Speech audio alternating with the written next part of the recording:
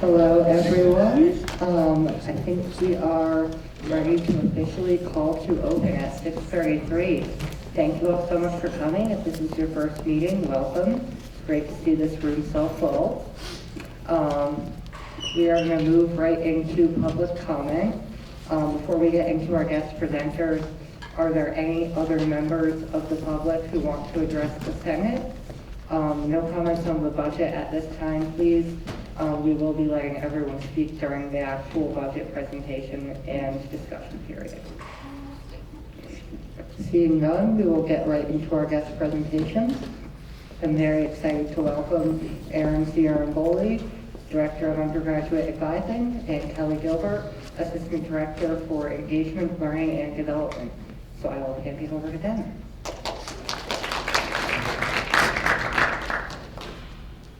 Good evening, everybody, and thanks for inviting us here tonight. You can call me Erin.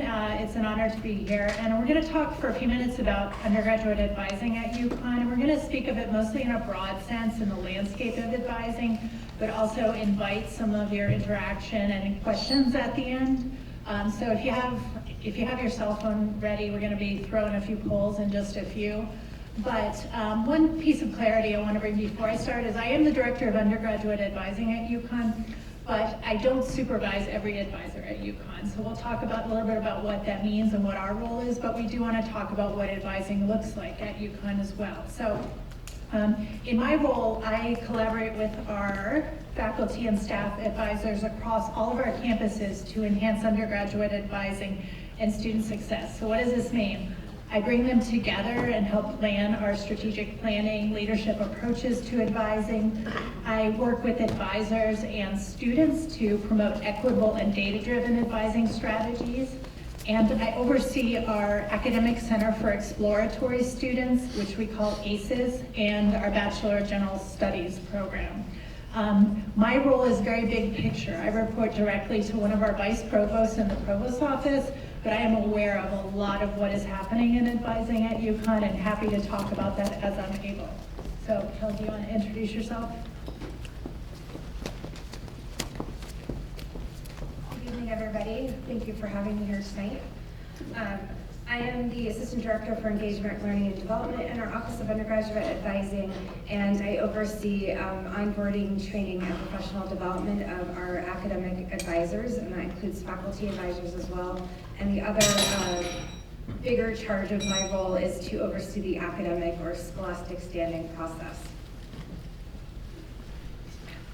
Okay, so I want to kind of level set like what you're looking for in a good academic advisor. I'm sure you have all had great and not so great experiences with your academic advisors, but I want to think about what are you looking for in a good advisor. So would welcome your feedback, what this might look like.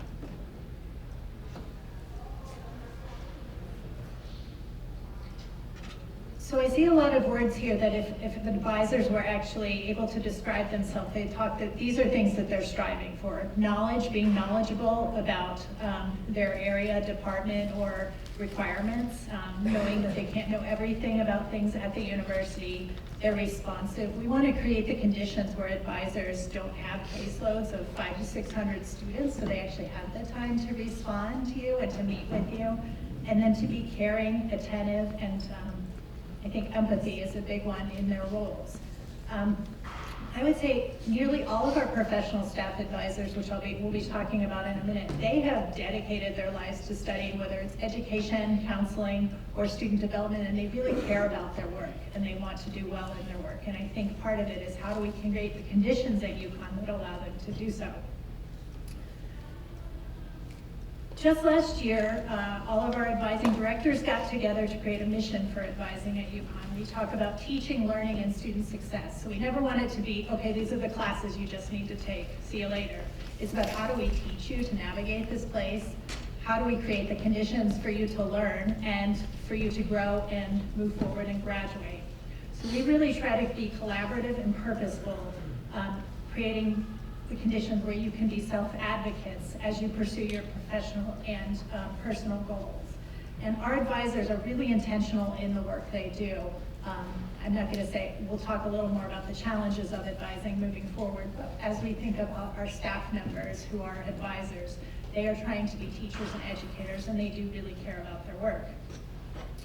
Some of the things that we are trying to strive to do in advising is to give students equitable, inclusive access to knowledge, resources, and opportunities. That means whether you're a student at Stanford, or maybe a first-year student at Avery Point, or a senior at Storrs, how can we make sure you have access to competent resources, advisors, and people who know what they're doing?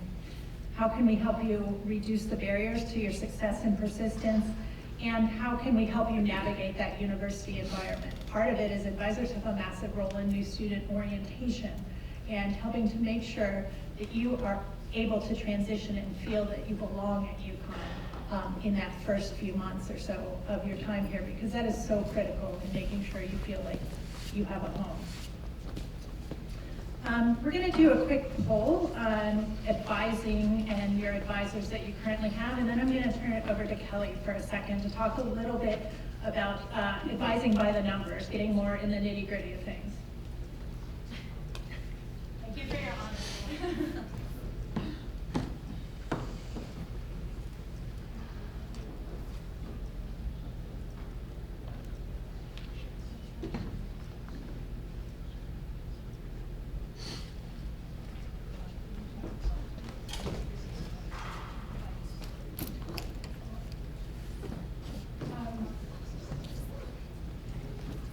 So it's really important to understand what kind of advisor that you have, as well as who you need to go to when you need help.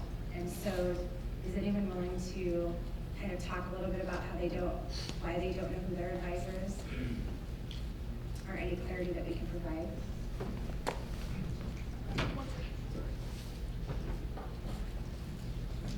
And just a reminder, everyone, please say your name before speaking. Thank you. Smith Bernard for the minutes. My question is, what is the difference between a professional staff advisor and a faculty advisor? Absolutely. So we have, I will go in the next slide and talk about our numbers, but we have about 115 professional staff advisors across all schools, colleges, and regional campuses. And their primary role is to advise students on course registration, getting you connected with resources. In the faculty realm, that usually comes later in your academic career. So usually around your third year, you'll be assigned a faculty advisor, and that's in a perfect world. And we view faculty advising as more of a mentorship role. So when you're talking about internship ideas, career ideas, making sure that your plan of study aligns with your goals for post-graduation. So those are sort of the delineations in the type of advisor that we have here. We also have some that kind of fall in between who have roles in making sure that you're connected in different ways, such as the SSS program. So we have advising in many different facets. To find your academic advisor, if you look in student admin, you should see who your assigned academic advisor is. And if you don't see that, then please feel free to reach out to us, and we're happy to connect you where we need to be connected. So just talking about those numbers, we have 10 schools and colleges who award undergraduate degrees across UConn, 4 regional. Oh, so sorry. And 115 undergraduate majors. And then we have almost 1,000 individuals who are considered advisors, and of those, about 850 are faculty advisors. So we do have a very concentrated number of academic advisors who can assist you with that course planning when you come into the university. Caseloads can range between 30 and 700 students, and that just really depends on the area. CLES has higher caseloads because of their larger majors, And then some areas will have faculty advisors, may just have a handful of students, just depending on how that department is set up. Undergraduate advising is administered through school, college, or regional campus. And that can vary greatly within each school or college.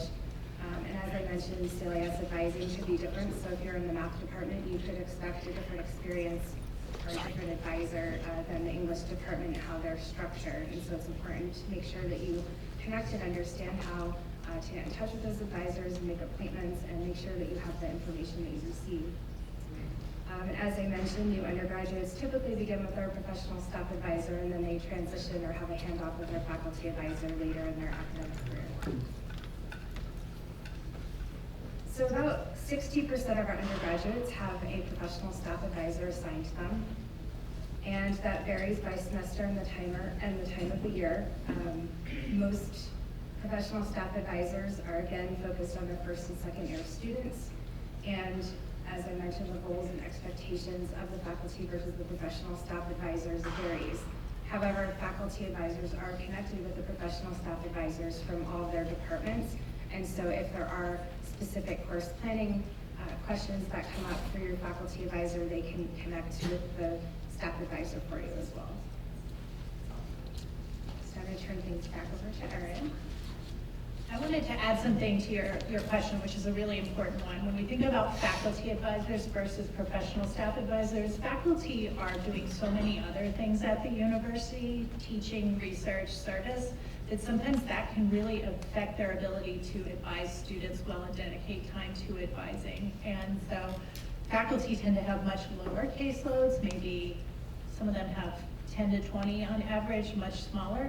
But it's also a challenge when they do have those other priorities at the university versus the about 115 staff advisors who this is a majority of their job description.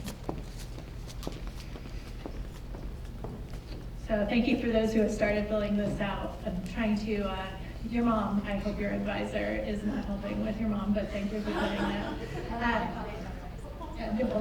Thank you. Course selection, classes, requirements. Am I in the right major? How does pass-fail work? Somebody said other opportunities, thinking about involvement or maybe internships. Haven't seen it yet, but has anybody talked to their advisor about maybe challenges they're having, whether they're academic challenges or mental health challenges, navigating the university? Hangover cures, wow, you must have a great relationship with your advisor. So the reason that I put this here is I wanted you to think a little bit about the responsibilities of academic advisors and how much they could potentially be doing and how much they can be a resource here. There is a perception by some people that academic advising is just assisting with course registration. And again, going back to the many, many things that they can be a resource for and want to be a resource for, it's thinking about how do we create the ability for advisors to be this, to support your success. Many of the things that advisors are doing in their daily lives, helping students navigate complicated major changes, plans of study. Josh in the front mentioned the common curriculum, trying to prepare for that and what it means for students. Complex academic challenges, which Kelly's gonna talk about, like being on academic notice or academic probation for the first time. We have many students who have had to navigate living and taking classes at 2 campuses or changing campuses, which we know is really challenging and perhaps more challenging than students would expect. And then navigating transfer credits and graduate school.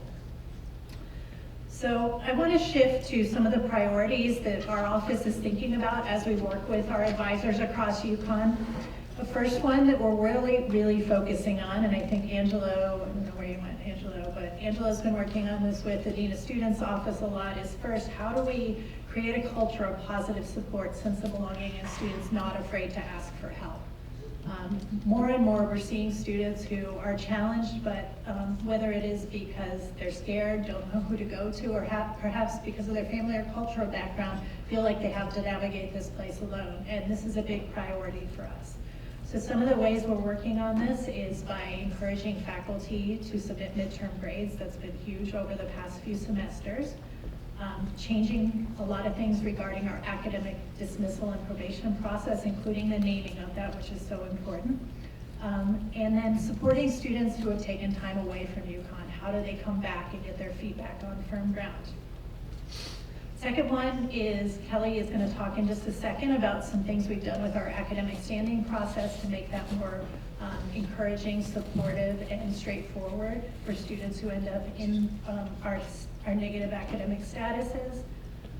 A third one is we are growing massively at UConn. In just my 4 years here, our first year class has grown from about 4,800 to almost 4,500 at Storrs, and so that changes how your advisors, how your faculty can serve you, the size of your classes, but also the size of advisor caseloads.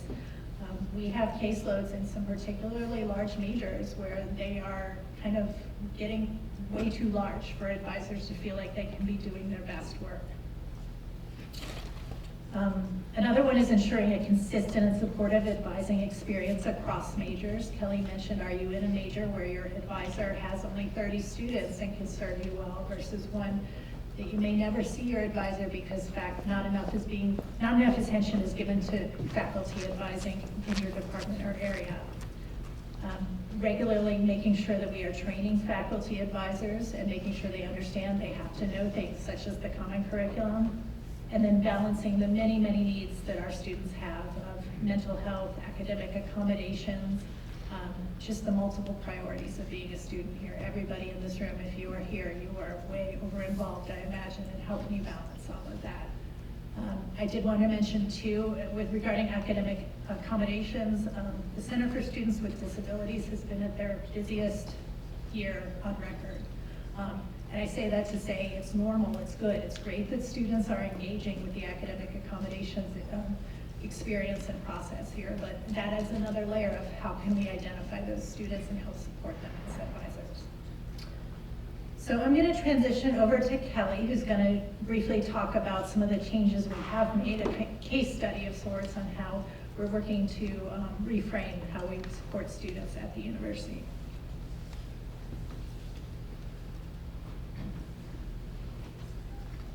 So our scholastic standing process, which will be now named the academic standing process, is a way for us to identify students who are in academic difficulty and how we can connect them with resources and specific advisors for that support.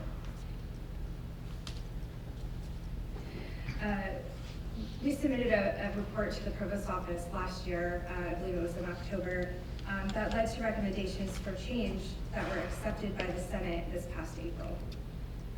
I'll go into more detail about those changes, but the overall intent of these changes was to simplify, clarify, and destigmatize the process while ensuring that students are connected with the necessary resources and support to graduate successfully at UConn.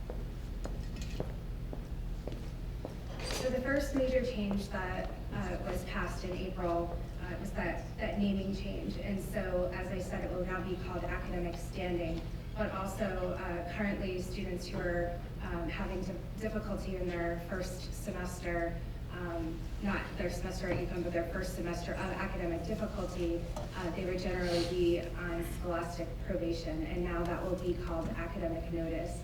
And that's a result of benchmarking many working groups and collaborating with others, talking with students to see if that language,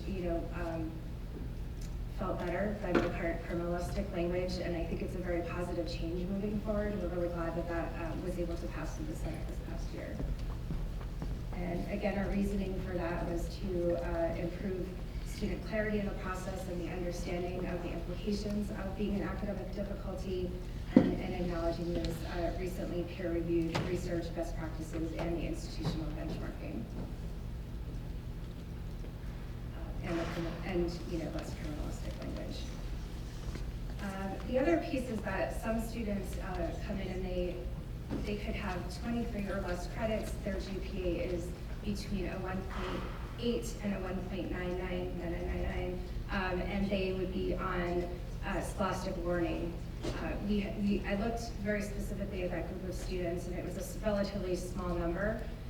So we decided that we were going to eliminate the scholastic learning because some students were persisting in that learning state And we do feel like the academic notice denotation will capture these students and offer them the proper support. We also removed the credit-based criteria, and so now it is regardless of number of credits. If a student has below a 2.0, it's their first semester in academic difficulty, they would be on academic notice.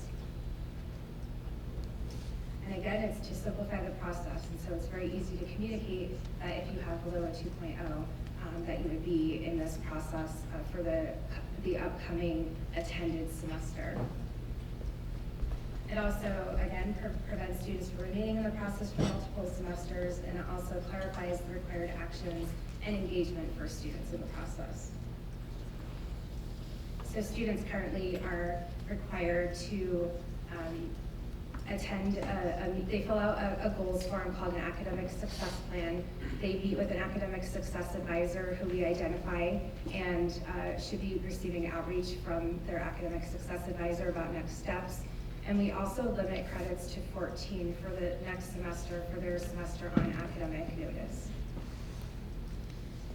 The next thing we changed that was a really major change that I believe will lead to some positive change for students in this process is the change in the minimum required time away following an academic dismissal. And so for many years it has been 2 semesters away before a student could return. And now students have the opportunity to come back after 1 semester, and in general it is 6 credits to come back versus 12 credits. We have delineated that information on our website for students who are trying to be readmitted so that they have a clear understanding of the pathway. It doesn't mean that the student would automatically be allowed back, but we have done a lot of work to look at why students are struggling, and it could be a temporary struggle that something could get resolved, that the student would be able to attend those classes and be successful and then be readmitted back into the university. It was 8 semesters if you had your second dismissal that you would have to be away before you could return, and now it is 4. And this aligns with national practices as well, with our peers and aspirants. We wanted to improve the student's likelihood to return to UConn. Currently, it's about 15% of students who come back after academic dismissal, and so we want to make sure that students are able to attend, to do whatever non-degree work that they might need to do, but also feel like they can come back and join UConn again when they're ready.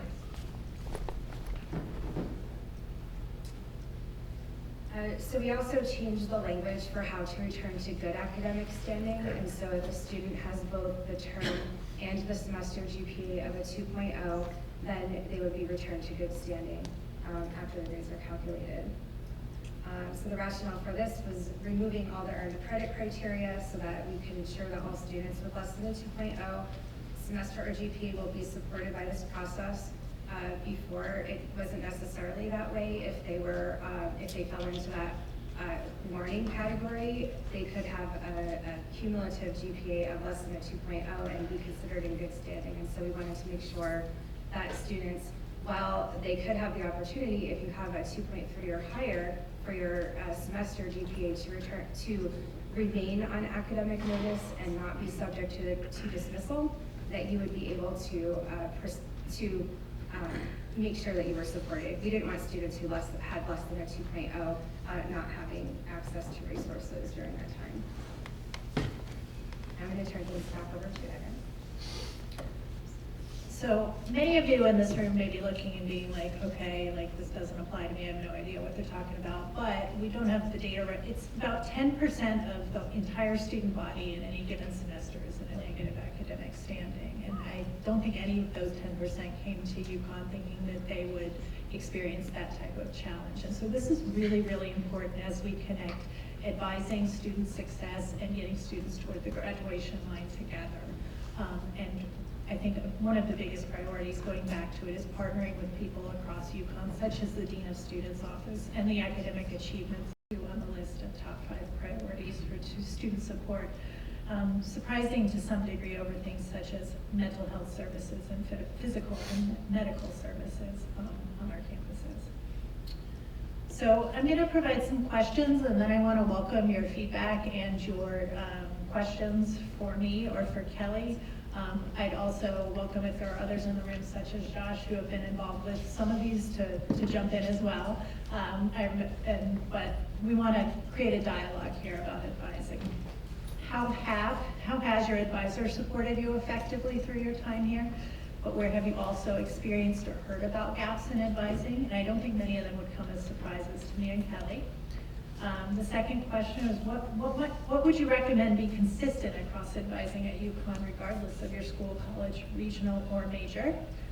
And then what would you prioritize in improving your advising and academic success experience? Oh, and one more, sorry. Where should UConn invest its time and efforts in this area? So I am a person who always wants to drive positive change. I see challenges, I see gaps, and I want to bring people together to address them. And the changes we've made in our academic standing process are just the start of one of these things. So I would welcome your questions, your comments, your feedback. Would also like to hear some of your positive experiences about advising, because I do think it's easy to focus on some of the exceptions to the rule, where we have some really amazing advisors who have provided tremendous support to our students and gotten them across the finish line. So I guess if I dare say, questions, yeah, comments? I saw here first. I'm not her up today. Hi, my name is Christian Tynan, and I am a rather non-traditional student. I'm a bit older, I have 2 kids, I have a house, I commute here, you know. I also spent some time in the military, and my academic transcript is very colorful, all over the place, full of success and failure. The scholastic standing program, the academic standing program, I think is definitely the greatest. So I'll admit, you know, I've been on scholastic probation before, right? And this program was the communication that gave me the opportunity to turn around and now have straight A's, you know, great GPA and all that stuff. So I'm very grateful that you come here to, you know, share what you have, and share how this works, how it's changing. And to anyone else here, you know, as she mentioned, 10%, that's one of the students you're looking around. As she mentioned, again, probably nobody here, but then I'll raise my hand and say I have been on scholastic probation course, so it's not anything to be embarrassed of, or some other students might think it is, but definitely take the help that you can get and use it. I started off at Avery Point, and the advisors down there are ridiculously nice. They're ridiculously understanding. They're there. They're convenient to get to make appointments with. They're open. Their offices are literally, the doors are literally open. So I'm sure it's the same way here. It's my first semester at the store, so you know, I'm sure it's the same way here. And my point is there are a lot of students at this campus that are on, or maybe might be on a trajectory towards this type of standing.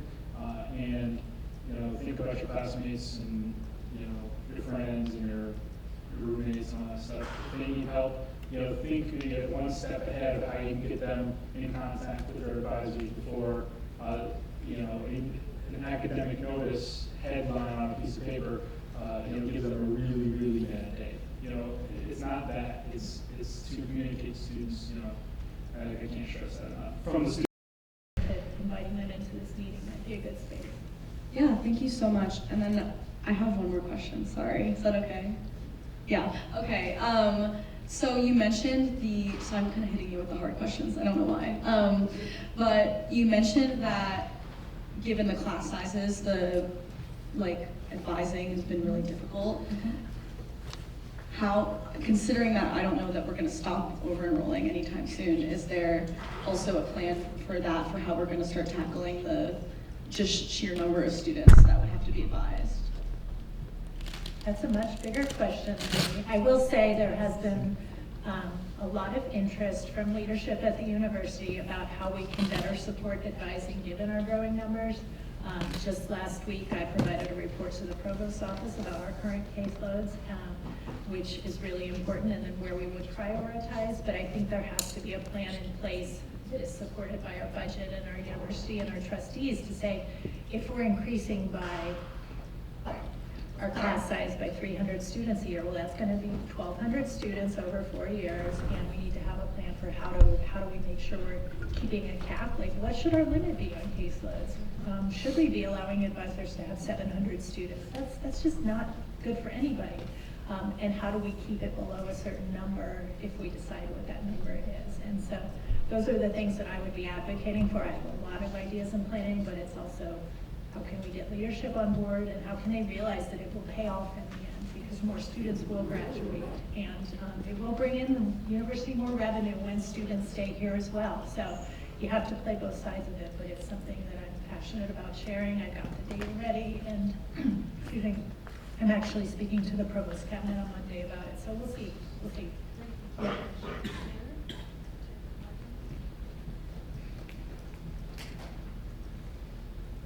Angelo for the minutes. I just want to take a moment to highlight both Kelly and Aaron for their work. Their work is amazing. I really just want to say thank you so much. I know we met a lot over the summer. I'm not sure how y'all feel about that, but I loved it. I loved our meetings, so thank you so much for your time. I just wanted to maybe highlight and maybe talk about a little bit, if you wanted to mention the work that you're doing to help students who are at risk of being dismissed from the university and what that process looks like, if that's all right.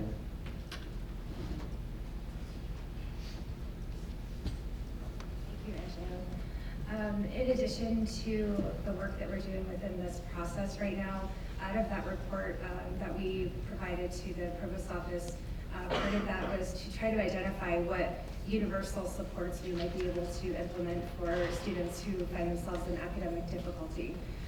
Part of that is technological, where we're hoping to create a student dashboard that will allow for more interaction and for more consistent outreach from our office, and we're looking at that. In addition, a really exciting project that I've been invited to participate in, and Angelo as well, is there's a group of HESA students who are, I would say, almost like facilitating our Dean of Student Bonnie's dream of, I don't want to say campaign, but creating a sense of belonging for students at the university in a way that normalizes asking for help when students are needing help. And so through a lot of the data that we have through our dismissal appeal process, through the academic standing process of identifying what students are currently struggling with, we are looking to identify how we can get students to ask for that help, hopefully keep them out of the process, but also when they're in the process to really know who they can reach out to, how to get the help they need, and to connect with the resources that they want, because it's very hard to see students going through the dismissal process when they haven't connected with resources, and we really want to make sure that we're eliminating that possibility as much as possible. Thank you. Hi, Ruma for the minutes.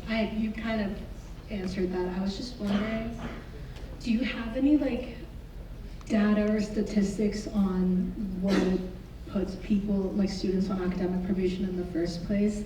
I know for me, I am really, really bad at taking exams, and most of my classes were exam-based, so I struggled trying to figure out how to study with that. I don't know if you have any statistics, but have you started with that step at all? Yeah, so I can share just a little bit qualitatively, and then I want Kelly to chime in, is that I don't want to dive into our dismissal appeal process, but everybody who is up for dismissal after being on academic notice or probation for a semester can appeal, and it's a very holistic process. But what that gave us was semesters of data on the challenges students were experiencing in their own eyes, especially during the pandemic. Family challenges, parents with health issues, taking care of siblings, transportation issues, mental health challenges, maybe not being placed into the right classes. So that's the qualitative data we have. I think part of, I'll let Kelly do it, but I think part of her hopes of some of the some of the project they're doing is asking more about this and getting more data. We had hoped to do a survey of students who, like yourself, who are no longer on probation and ask that. We had it ready at the go, but getting to launch it has been a so yes, it's very rarely just purely academic. Go ahead. Just to reiterate that, yes, it is very rarely purely academic. We do connect students with the AAC and the Connects program. However, we do have many students who end up having care team referrals and things that are of a serious nature as well. So there's just it's very multifaceted. It's hard to kind of narrow it down, but I can say that half of the students in this process are first-gen students. Many students are, it's highly overrepresented students at the regional campus and students of color. And so as we're working on this project, we are trying to identify how we can, I believe the focus is probably going to start with first-gen students, but I also think that it's students in transition, so students who are coming in to the university for the first time, their campus changing, their transfer students are trying to get used to things, and how we can kind of build that support. But yes, it's really hard to kind of pinpoint and say there's this one thing and then we can fix it. But I do think that by looking at some populations, we have a chance of kind of honing in on that and hopefully making it better for students here.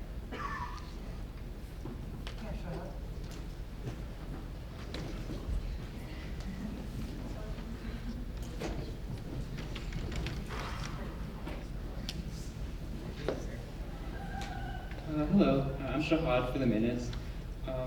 So one thing I did want to talk a bit more about the academic standing process. So I know we've said a few times that the 10% of people who are on scholastic probation probably aren't in the room.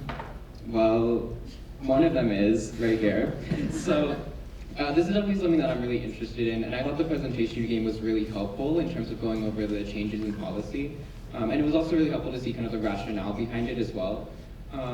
And overall, I think with my experience with undergraduate advising and throughout this kind of process, I found it to be extremely helpful. I think I had a meeting with Elaine a week or two ago, and it was extremely helpful.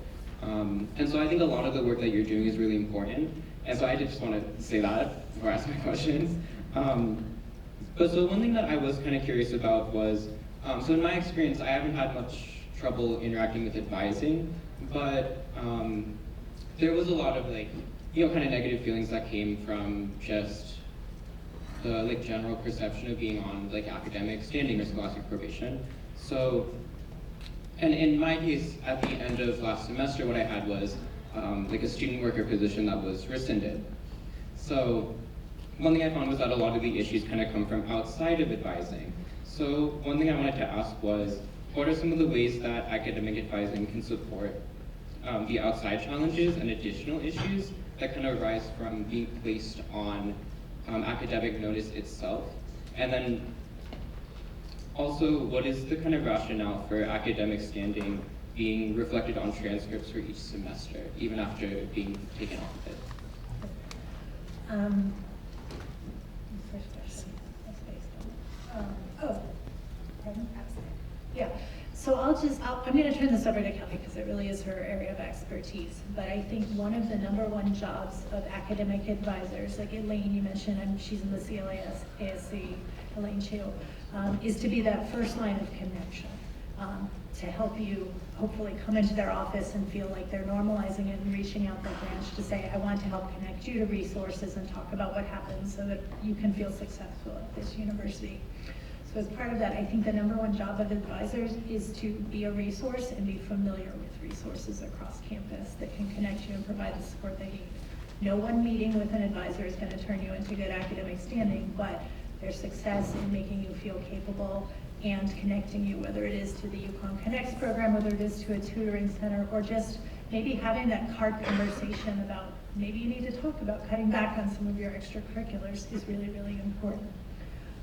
The other thing that I would mention is we're continuing to look at the language across the university as best we can and how we talk about this and how it is communicated. And so, yes, we can make changes within advising, but how can we make sure that our campus partners are embracing this and that it is creating this culture across the university. It's not just, you failed to meet the standards of which is part of the language, unfortunately, for some of the bylaws. But how can we all be a part of this cultural change? But I want to turn to Kelly. So. I think you covered a lot of that, but I do want to mention the outside pieces too. I agree. I think the communication piece and how we all, us getting as a university, getting on the same page about what this means, and we're updating our website to talk about, to kind of reframe into supportive language for students. I understand that it's hard, and I do hear from, not as often as maybe some other things, but when students are able to maybe participate in the one thing that's really keeping them connected. But at the same time, I would say,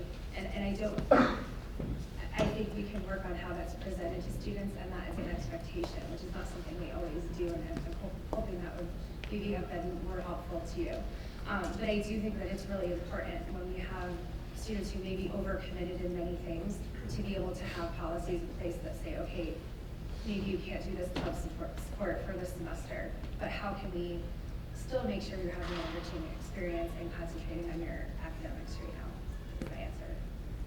Oh, yeah, thank you so much. That was a great answer. Thank you for sharing your story too. Also, I do have to get going, so I'm not walking out from your answer. I thought that was a great answer, but I do need to go. That's okay. Oh, and I did want to address, you asked a question about the transcripts. So we will have, it will still note what the student is. It's on the unofficial transcript, and that is a resource for all of us to be able to say like, oh, the student is in this and we can support them. And I'm hoping with the new language it won't feel as punitive. And I would say the one thing that,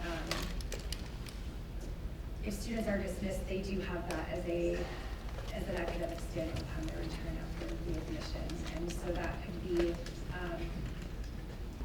we try to say it's temporary, it's, during the semester, but it isn't on anything official. So we do make sure that it's not there. Oh, okay, I didn't know it was on like not on the official. It's not on the official, no. Okay, thank you. No problem. Are there any more questions? I think we have time for one more.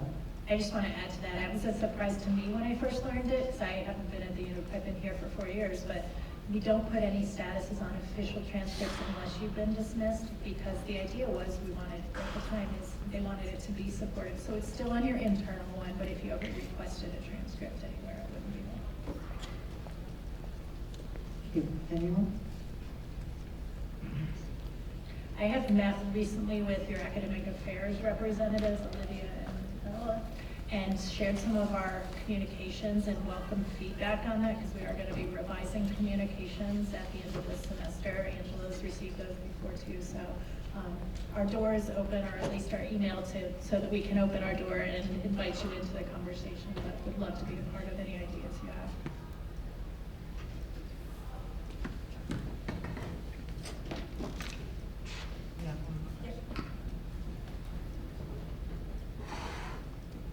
Hi, my name is John. So I just have not really a question, but I guess I would say more of an idea that I think a lot of people will kind of back and understand.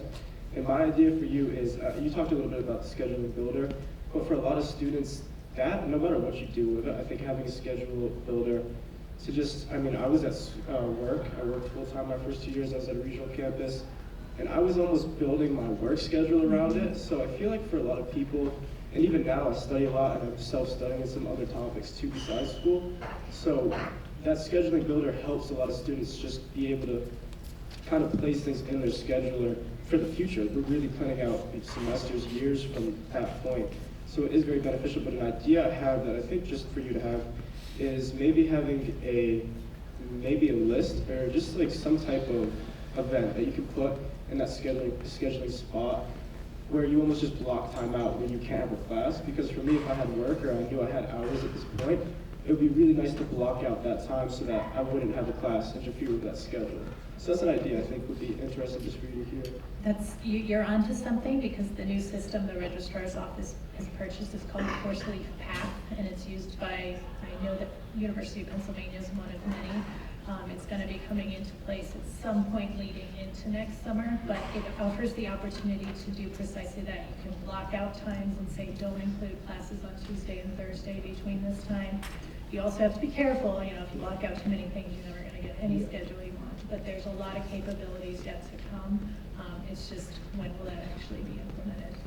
Yep, and that's leading into some of the orientation changes as well, hopefully. Thank you guys so much. No, Yeah, thank you. that's coming for sure. It's just schedule builder was broken for purposes, yeah.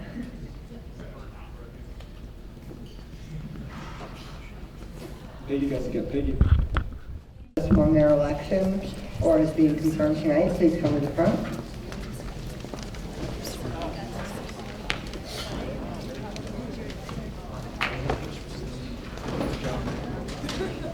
That's awesome. Yes.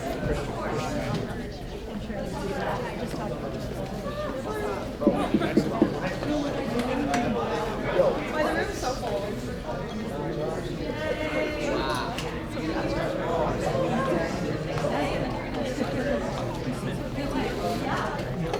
Oh my god, no,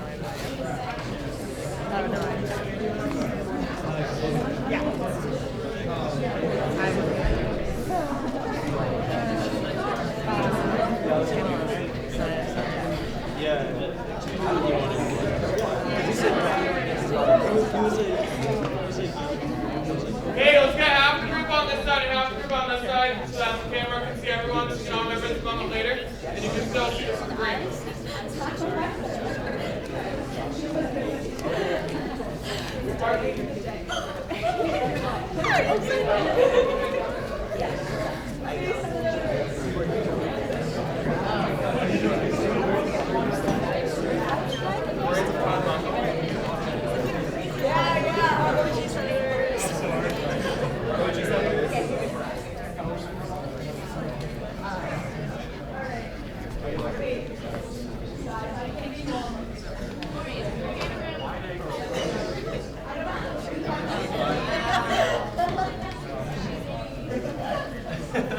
Okay, so if you look behind you, this is the oath. So I'm going to say it, and then you're going to repeat after me. So where it says I state your name, you're all just going to say your name at the same time. We're all just going to say this at the same time together. It's going to sound so amazing, okay? So please raise your right hand and repeat after me. I state your name. Do solemnly promise to faithfully represent and advocate for the students who have elected me and uphold the Constitution, bylaws, and rules of the undergraduate student government at the University of Connecticut in Stores. Congratulations.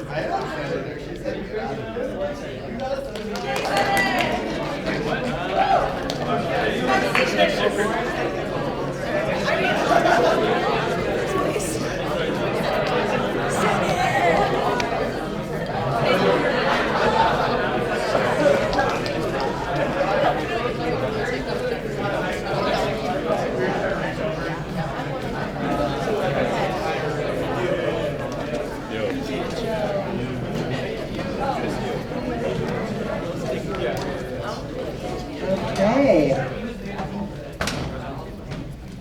Congratulations, everyone.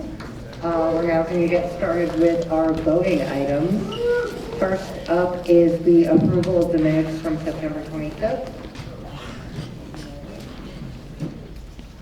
Are there any questions or points of discussion on the minutes?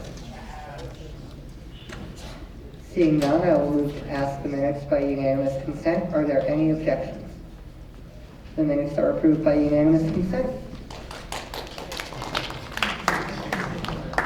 Next up, we have the confirmation of Caroline Kelly to the position of Husky Village Residential Senator. Caroline reached out and was interested in filling the seat, which was not filled in the election. And I think she will be a great fit for it. Are there any questions or points of discussion? Seeing none, I move to confirm Caroline by unanimous consent. Are there any objections? Congratulations, Caroline.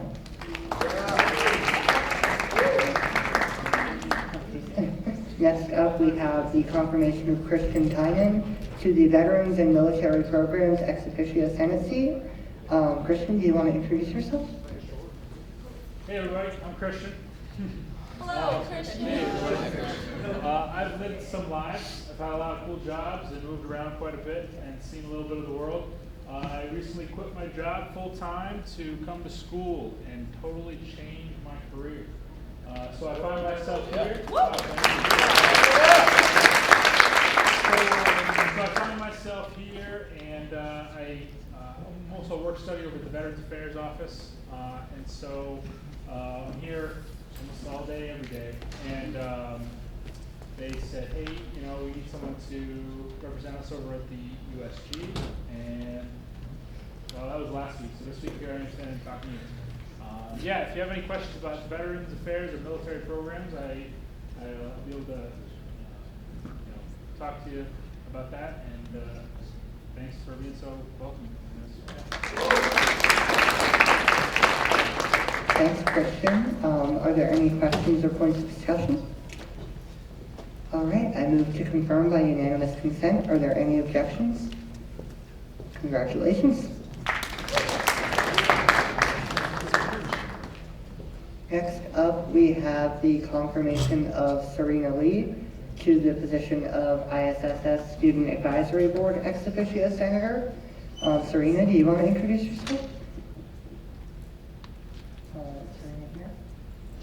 I think Sriya stepped out for a second, but Sriya has been coming to Student Services and has been a super active member and was appointed by ISSS, and I think she'll be a great fit for the seat as well.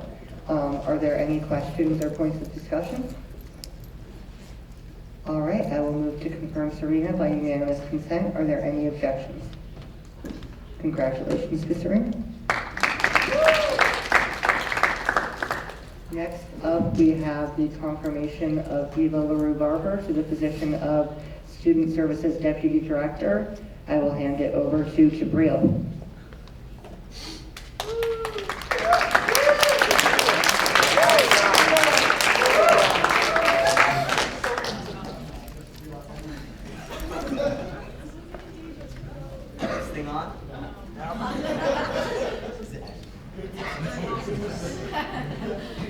Is this thing on?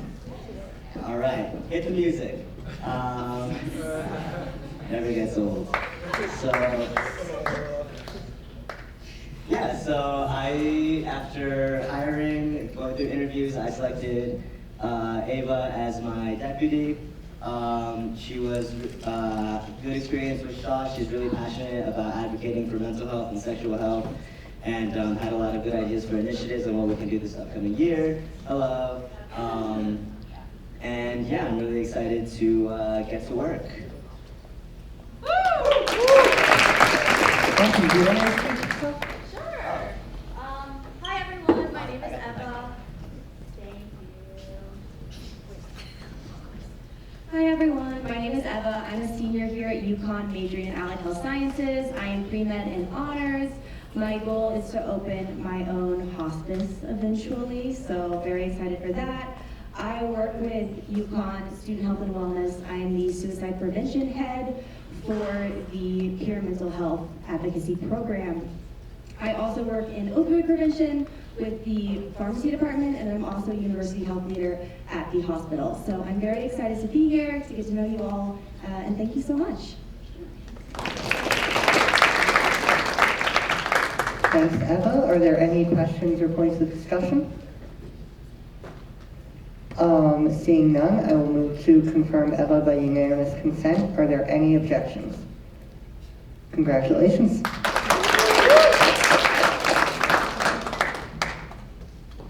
All right, the big one. Motion to approve USG's final budget for FY25. Two quick reminders before we get started on this discussion. Please say your names before speaking for our minute takers. And also, just so everyone knows, if this is your first meeting, our meetings are minuted and everything that is said is public record. So just be aware of that. I will hand it over to Sydney to present. Hi everybody, my name is Sydney. I'm comptroller for USG. I'm very excited to be here with you all as we pass our final budget. I'm just going to give us a minute to open up the presentation. Angela, I know you have some things to say as well. Hello. I just wanted to point out that you should have this in the agenda. It is entirely accessible. Thank you, Olivia. I love you, girl. She helps. Olivia is our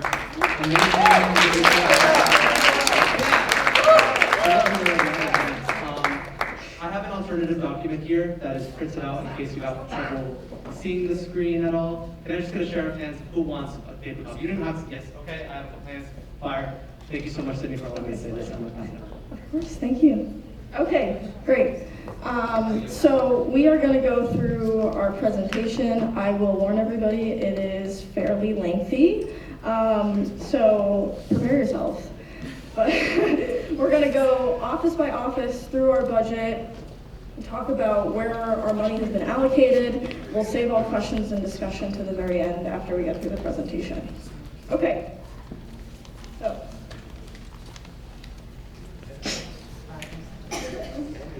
Oh, okay. So our objectives for this, we're going to be going over each section of the budget by office and committee, and then we're going to go through the highlights of our budget, where our funds are going, so some important things, some things we've already allocated money to, and other initiatives as well. And then we're going to finally ratify the budget. I'd also like to start off by mentioning we've already passed the preliminary budget. That was back in April. That was our framework for doing all of our initiatives over the summer and preparing for the fall and the spring. Final budget basically means that we are finalizing what initiatives we want to do this year without having to make changes to the budget going forward. We spent some significant amount of time over the summer moving things around in the budget, which is why this will be our finalized budget. Okay. So let's start. Office of the President, a total of a little over $44,000 for that office. So line items from this office, membership events, giveaways, and other cabinet needs is $20,000. This goes to generic needs, so this is a vague line item so that we can pull merchandise, gift cards to give away, random office needs, etc. The $2,000 for member uniforms, that's also for merchandise. For our team, and then committee meeting food, $2,000. All of our committees, so academic affairs, external affairs, student services, D&O, judiciary, they all have $2,000 to split between food for their meetings for this year.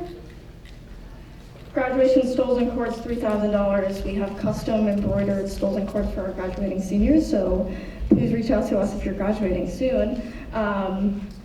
We can get those on order for you, but that comes out of that line item. And then office supplies, renovations, equipment upgrades, and donations is $17,000. So this is things such as WB Mason orders for paper, Amazon orders for decorations, improvements in the furniture we have in the office, as well as the OSF space, and other generic needs for filling the space, as well as repairs.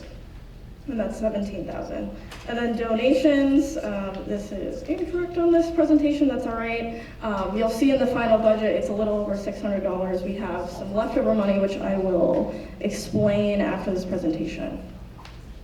And then I'll invite Lorian, Rima, or Ahmed to talk about why this money is important and what you're planning to do with it. Okay. Hi guys, I'm Lorian. All right, yeah, so the president's budget is kind of weird because we don't directly do advocacy in our department. So the money might seem wasteful, but it's there for a reason. So the membership events, giveaways, and other cabinet needs, we are having a retreat, which we do every year. It's really important for team building, and also just like this organization is really big, and so it can be easy to feel kind of lost and not connected to the other departments. So we bring everybody together, we provide food and transportation. Usually we go to Four Arrows, which is like a university place, so it doesn't cost us much money. And, you know, we do that. So that's what? There's like, yeah, we do retreats, we do like, yeah, end of the year banquet, we do like candygrams for Valentine's Day. A lot of the stuff from this line item is like, in like terms related to like team bonding, team building, engagement, things like that. And then also like the other specified is if an advocacy initiative for some reason needs more money, and our directors need money and we have money in there, sometimes we can pull things out, but that's kind of an annoying process, so yeah. For membership uniforms, traditionally we do something like t-shirts, give you guys some like USG swag so that when you're walking around on campus, people know you're part of our awesome organization. It's kind of advertisement also, so that people will join. Committee food, a lot of our committees are, so I'm basically just repeating what Sydney said, so I'm really sorry. But a lot of our committees have unpaid volunteers, which are you, the senators, and we don't think that our committees, which are generally at meal times, should take away from your ability to eat.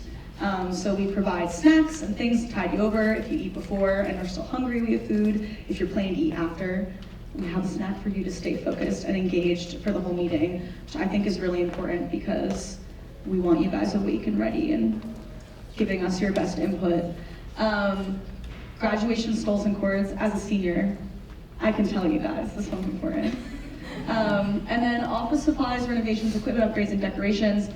A lot of this money has actually been allocated already. We had to fix the locks on the SOC space and the funding staff space, which were like for some reason broken, and that ended up being like, I don't know how much it was, but people kept saying it's like randomly expensive for some reason. What? I might say that out loud. Yeah, so that's like the main bulk of that money is going towards the locks, towards the paper, when all that paper goes to the tier 2s, when they come to print things out, or if we need things for our like posters, if we're trying to advertise off of Instagram sometimes this year maybe, and so the posters get printed in the SOC and the OSS. Yeah, donations I have nothing to say about. I don't know what that is.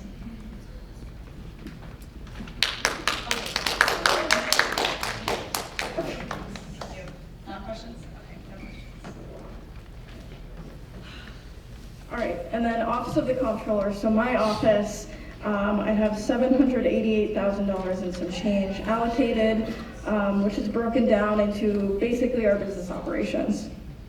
So $300,000 for non-student payroll. We pay professional staff, financial staff to support our tier 2 groups and get through all the bookkeeping and accounting for that. I don't want us to get into any legal trouble, so it's very important that we pay them to ensure that we've gone through the proper bookkeeping steps to make sure tier 2s are processed correctly and purchase requests are processed correctly. Then $400,000 for student payroll. That's for all of our employees. We are expecting some inflation well, there is inflation, but we're expecting a minimum wage increase effective January 1, so we needed to account for that. This past year, it was $360,000 allocated, and in order to account for these minimum wage increases, it's been brought up to $400,000. Okay, Alternative Breaks Partnership. We have a partnership with Community Outreach. We've signed a memorandum of understanding with them, giving $40,000 to reduce the cost of community service alternative breaks for students interested in going on those trips. that helps cover the costs of flights, places to stay, food, other expenses when they're on these trips. It's been a great initiative in the past. It's gone over very well, and it significantly reduces the price of going on these service trips. Oh, memorandum of understanding, thank you for that. That is a legal contract that we engage in as an organization. So when we want to collaborate with another department in the university or an outside department, we need to engage in a contract to ensure that we meet our expectations, they meet theirs, and then if there are finances, a significant number of dollars contributed towards this, it's extremely important to have a memorandum of understanding signed and filled out. Okay, SLEIT support. So that is student leadership. What is the Student life enrollment. Student life. So.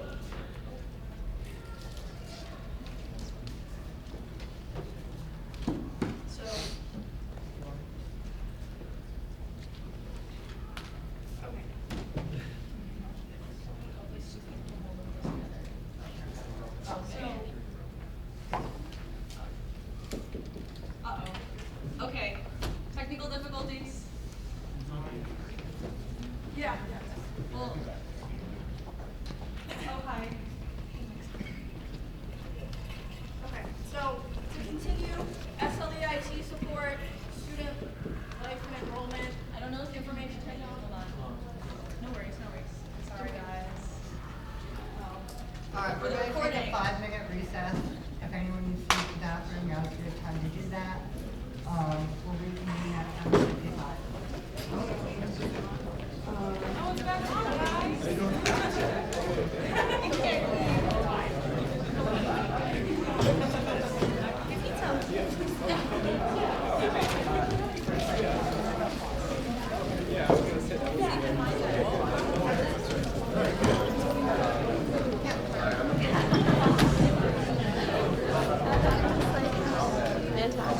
What's up, guys? Hi, how are you? I want chicken wings. Should we go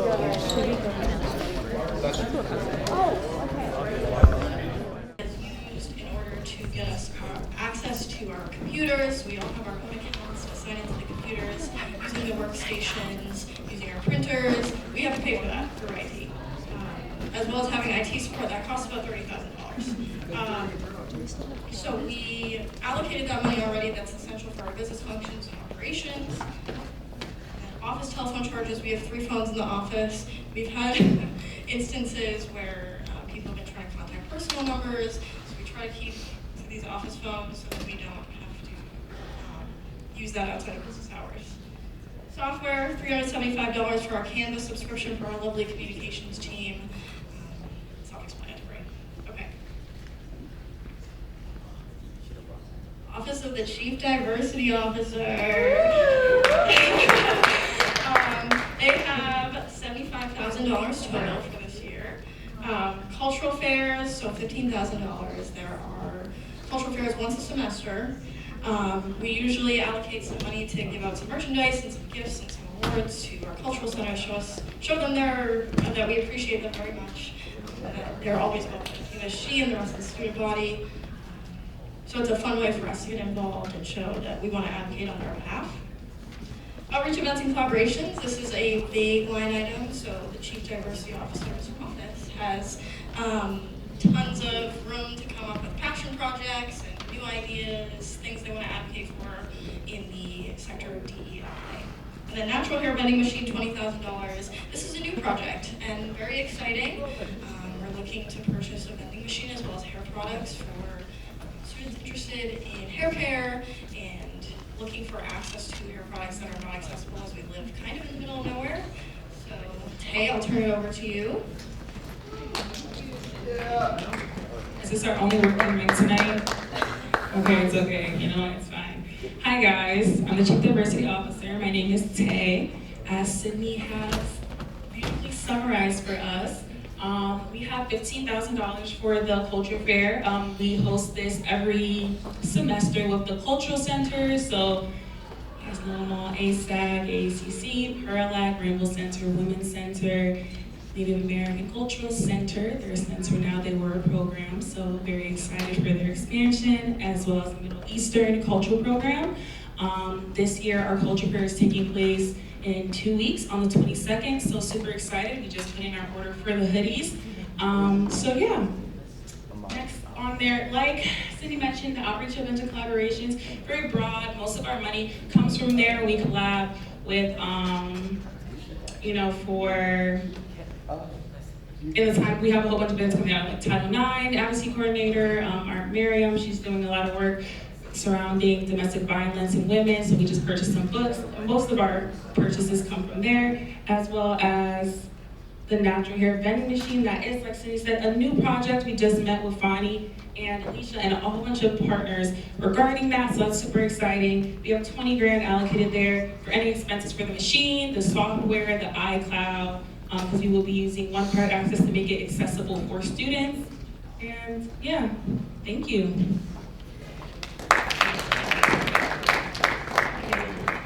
So, Office of the Speaker, $8,500. This is all for operations of Senate and Senate mentorship gifts as well. So, space reservations, $3,750. This is for rental of this space. Sometimes we use the theater, and they're quite expensive, so that money is allocated to using these spaces.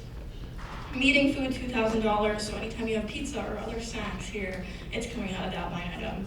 Senate rewards, $750. This would be for random giveaways, gift cards, other things we may want to give out to senators to show our appreciation for you all. And then Senator outreach events, $1,000. We're planning on doing a, this is for tabling. So these are random tabling supplies we may need for giveaways and incentives, getting people to come up to the tables and making our voices heard and known so we can recruit more senators. And then Senate mentorship program, this is what I was going to talk about. $1,000 for this. We have a new mentorship program we're working on where senators, underclassmen senators will be paired up with an upperclassmen senator and they'll be given a gift card. They'll be able to go to a restaurant of their choosing downtown or locally and talk about life and being a senator and leadership. It should be a great initiative. So Kyle, I'll invite you up.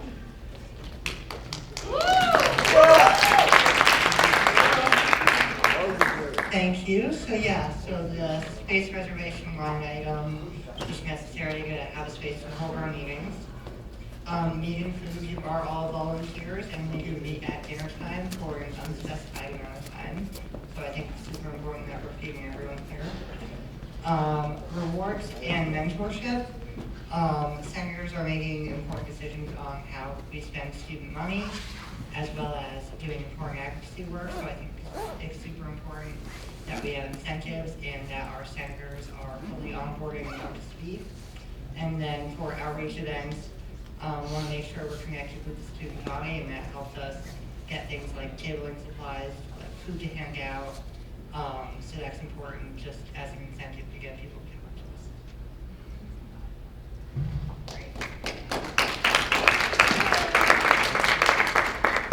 Okay, the judiciary.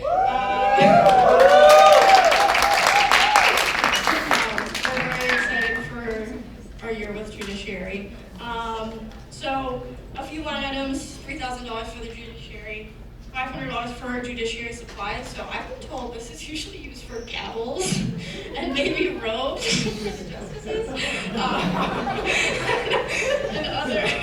other needs that they may have. There's no way. For meetings and honestly, this is one of those generic line items if they need anything. $500 for the 7 of you. Okay, election expenses, $2,500. So this will include things like printing for our candidates, as well as other tabling supplies. We give away cookies usually during debates. This is also used for renting out the space for the debate. So generic election expenses. All right, Andy, I'll invite you up.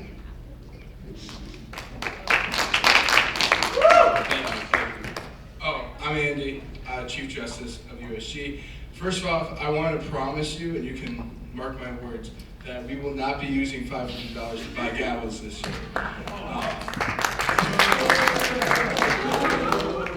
So when I took over judiciary, one of the biggest goals that I had, as well as the rest of the judiciary, is to be more prominent within the organization.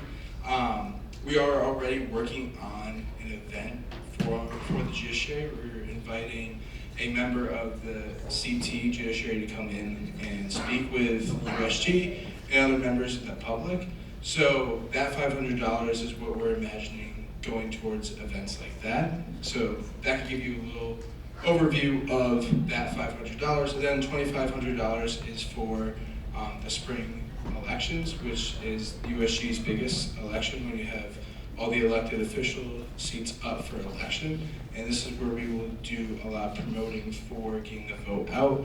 And like Cindy said, when it comes to the debate, which is a really, really cool event that we put on, a lot of money comes out of that item as well. So I'm happy to take any questions when that time comes, but that's a little bit overview.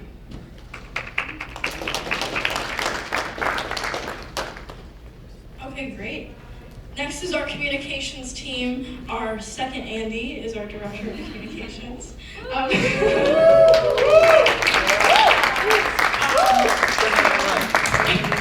go through each of the line items, so $23,500 total, $8,000 in equipment upgrades. As I'm sure you've all seen, our Instagram is looking fantastic, which is thanks to Andy and his team. But so Andy's looking for some new equipment for cameras, microphones, nicer equipment to spruce up our social media as well as our website, which is definitely something we may need. And then promotional and advertising items, internal and external outreach events, $14,000. This is a generic line item, so if we have printing or advertising needs, if we needed document printing for specific flyers, we need a certain type of paper, that'll come out of there. If we need stickers, if we need merch, that will all come out of that line item. Tabling expenses, $1,000. In the case that communications team decides to do some tabling this year, they have $1,000 for incentives and other generic needs they may need for tabling. Then Resource Hub, $500. This is a new initiative we've been talking about and thinking about and brainstorming. This would involve putting essential university resources on our website on one page. I honestly don't imagine this will cost anything. We just have this here as a just in case something is necessary to cover the cost of our resource hub. All right, Andy, I'll invite you up.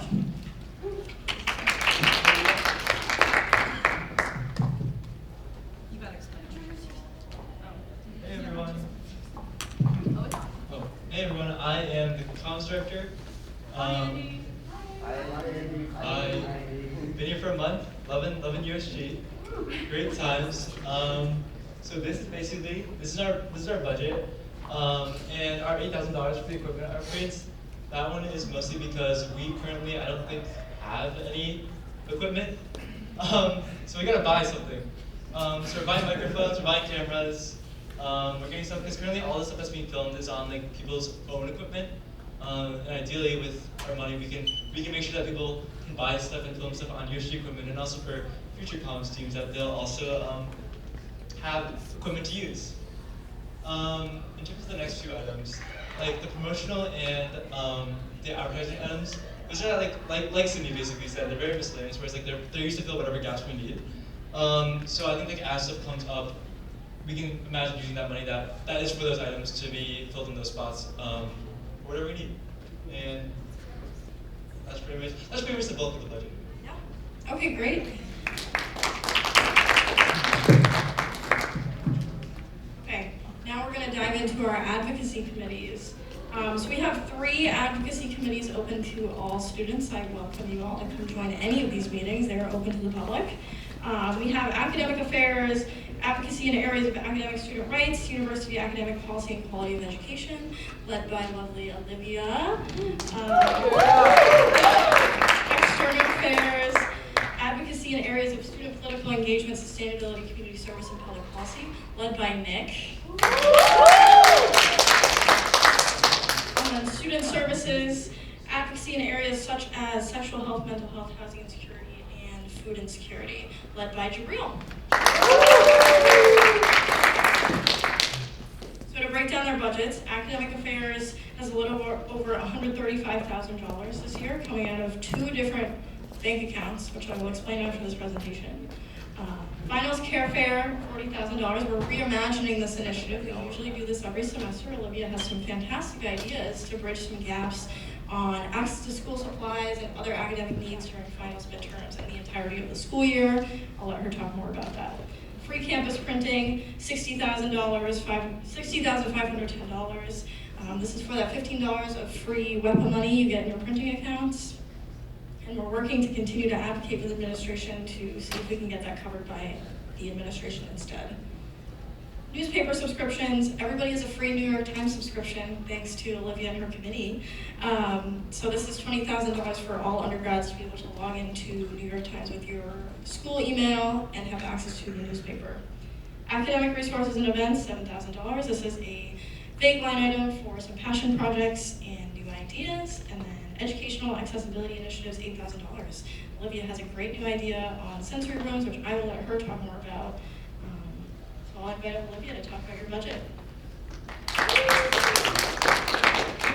Hi everyone, just to reintroduce myself, my name is Olivia. I'm the Director of Academic Affairs. So just to break down these line items again, for Finals Care Fair this year, we're going to be providing free school supplies to students.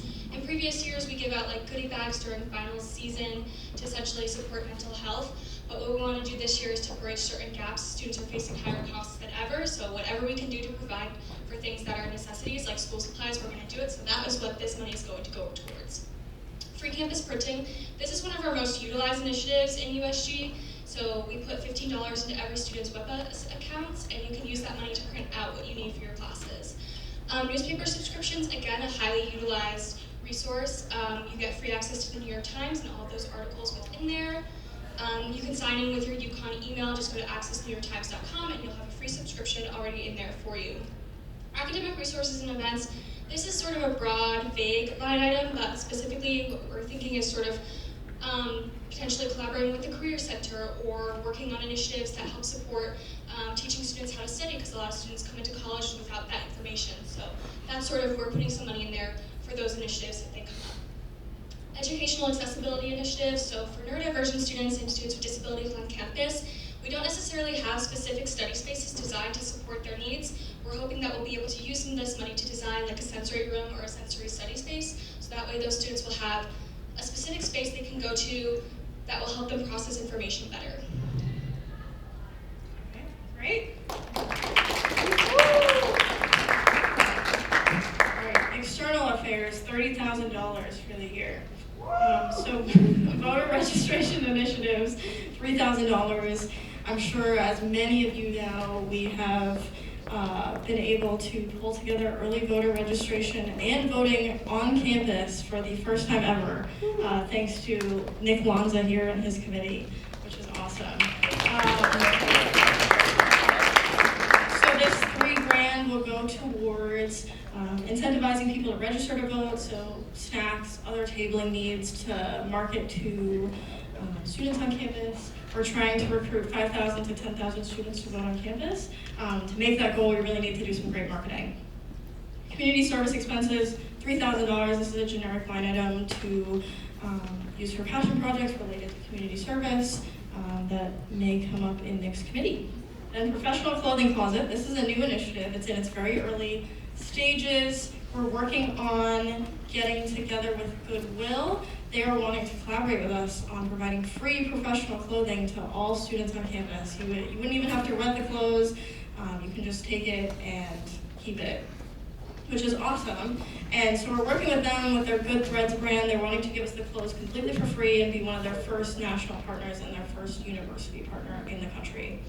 So this is exciting. It has a very small line item in there, $10,000, for potential expenses that may come up. We really don't know what expenses may come up as we're going through this. We've already been told the clothes will be free though, so that was the major expense.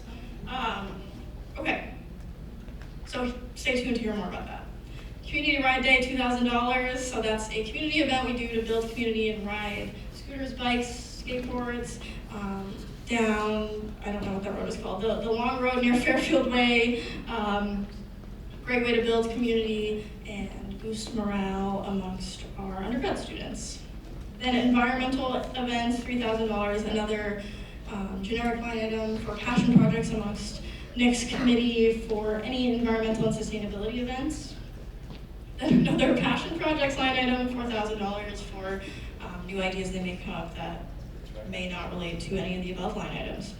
Professional and networking, $5,000. Nick is very passionate about professionalism and networking. He works for our center. Oh, I got the Mickey Mouse shirt on today. So he works for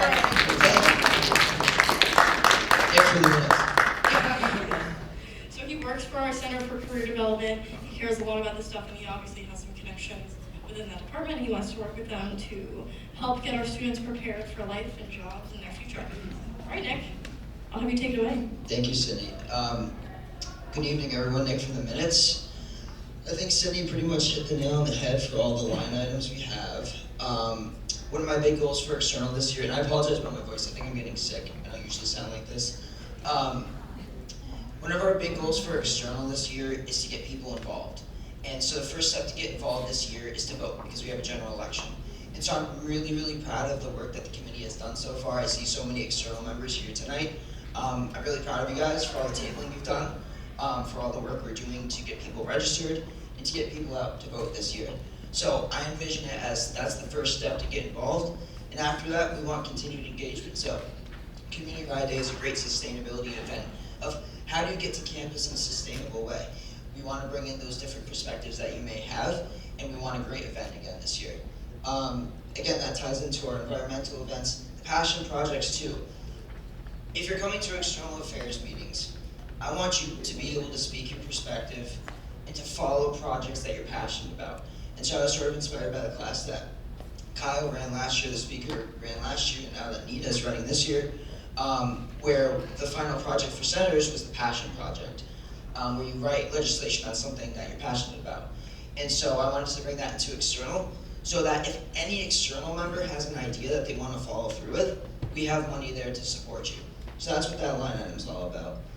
Professional networking, we want to sort of expand what external has done in the past to be able to connect you to some maybe off-campus resources, whether it be internships, organizations off campus, to maybe get an internship or to get that first job, to sort of cover that area. So we'll be working together on events. Clothing closet as well sort of plays into that. If you have a big interview coming up and you're like, what do I wear? To be able to have a clothing closet with professional clothing that you can tap into, especially if it's free from Goodwill, and we can set that up and work with different stakeholders. Maybe it's the Career Center. We're talking with Fani, who is the Dean of Students. Goodwill, bringing in all these people to make sure that we have that resource for you guys. Voter incentives, community service too, sort of plays into all of that. Happy to answer any questions you all may have. But again, I just want to say how proud I am of the External Affairs Committee this year, and I'm so excited to work with you all throughout these 2 semesters. Thank you.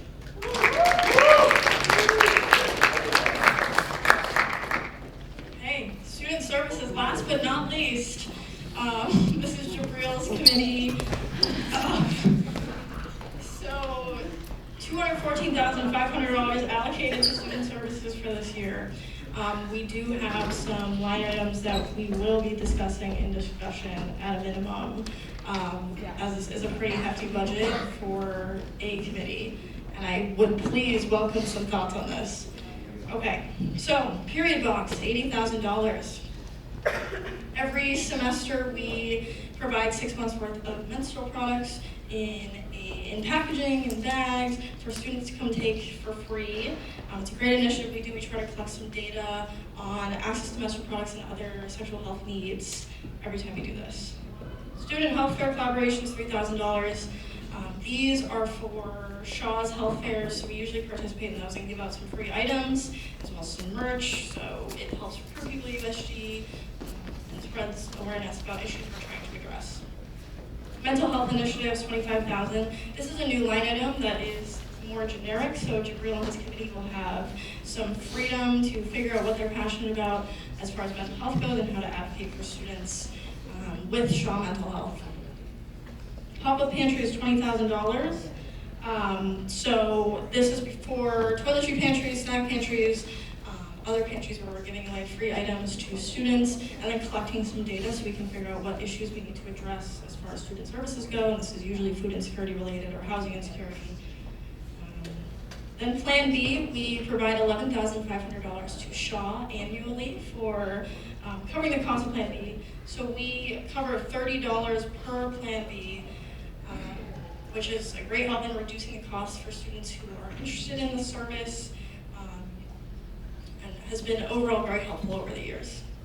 Refillable water bottle fountains.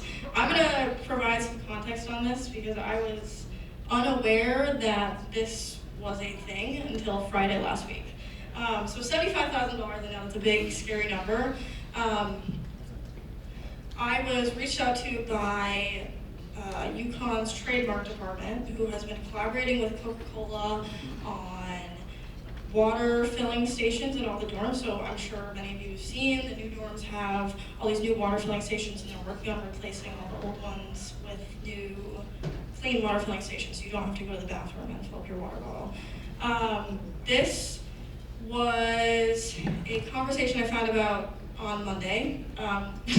We met with their department and talked about what this may mean. They had told me USG had committed this money back in 2018. And I was very confused, as I'm sure most of you are. And it turns out it's actually true. We did commit this money years ago, but we never signed a formal contract, which doesn't mean we need to pay it. They're looking for this money to install 13 new water filling stations in 13 residence halls, as well as replacing some old ones. We would only be paying for the water filling stations if we choose to keep this line item. And that's essentially what I learned about these as of Monday. So each of the water filling stations costs about $3,100 to $5,000. And this was apparently the commitment we had given them years ago. So we have not entered into a contract with them. This does not mean we need to pay them for these, but I'd welcome some discussion on this as to whether or not this is something we care about, something we want to go forward with. Okay, Jerome. All right, how's everyone doing tonight? All right. So, a little bit of more context. When Sydney asked me to speak at the Senate, I was really excited because I thought I'd finally be able to perform the stand-up material I've been working on. And then she said I have to present my budget, which is not as fun. So what's the deal with airline food? Alright, let's get into it. So first line item, period box. Every semester we do towards the end an initiative where we give out free menstrual products. Typically the way it's done is we split the total cost into two for each semester. So this semester we've already dispersed $40,000 for menstrual products and hoping to get $40,000 for the next. Student health fair collaborations, $3,000. So typically Shaw holds a health fair every single semester and they invite us to hold a table. And we usually get to the table with tabling, resources, and merchandise to give out and raise awareness about what we do and promote resources on campus. And this is something we're hoping to continue into this year. Mental health initiatives is we have kind of a broad blanket statement right now to give us a little more freedom in what we're doing in committee. Kind of discussing what exactly we've talked about, having like mental health de-stress events during finals where people would decorate their own teddy bears, or as I like to call them, jabears. I'm a who and a half, guys. As well as mental health boxes and also other kind of events on campus to destigmatize mental health and promote awareness on the resources. We've already had discussions on working with Shaw and different things, and a lot of good work there. Pop-up pantry. So last year the initiative was called Snack Pantries. This year we've renamed it to be a little more general. Instead of just snacks, also providing some essentials and toiletries in that sense to cover food, housing insecurity as well. I think it's really important that students have access to these resources at free or low costs, especially everyone has different financial situations, and kind of being aware of that and making sure people have access to it. Plan B, again, similarly, we have an MOU, Memorandum of Understanding with Shaw, where we give this $11,500, and they match us, and then that covers free Plan B to all Store's undergraduate students. I'll see you, Andy. Until our kind of that balance runs its course. And it's a really great initiative. It lets students access it for free. And then once that funding runs out, it is still available at the Shaw Pharmacy at a reduced cost of $15. But hopefully this is enough to last us the fiscal year. And then again, with the refillable water fountains, this was not a line item that was even in our budget a week ago, as we were made aware of it. And again, this has been something that has been brought up by administration almost 6 years ago. So Kyle, can you pull up the voting item budget?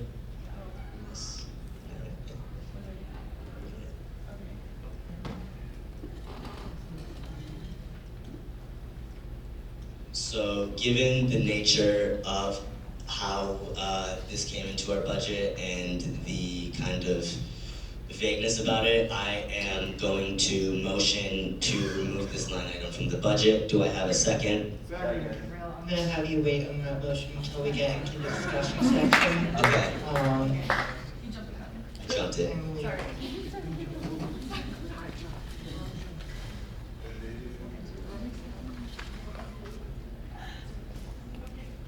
All right, I'll be here all week, guys. You know where to find me. I do birthday parties, weddings.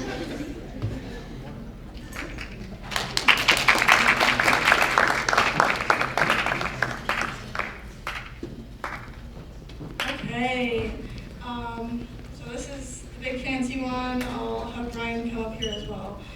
So tier 2 funding for this year, we have $1 million, which is very exciting considering we had $900,000 last year. We moved around a lot of money to get this here, but that is very exciting. So tier 2 registered student organization funding $1 million.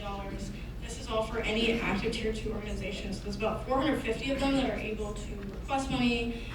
This includes club sports, some Greek life, as well as cultural organizations, other organizations. We don't generally categorize them.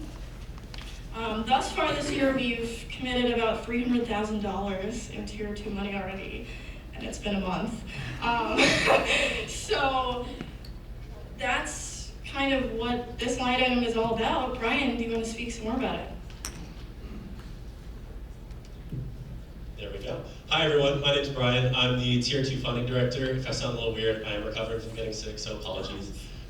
Just some background information as to why this number is so large. It's the largest number on this entire presentation tonight. We fund around 750 distinct clubs to accomplish their missions. And last year, we ran out of Tier 2 funding at around mid-March. So that left from mid-March to the end of the academic year where there was no Tier 2 funding available from USG.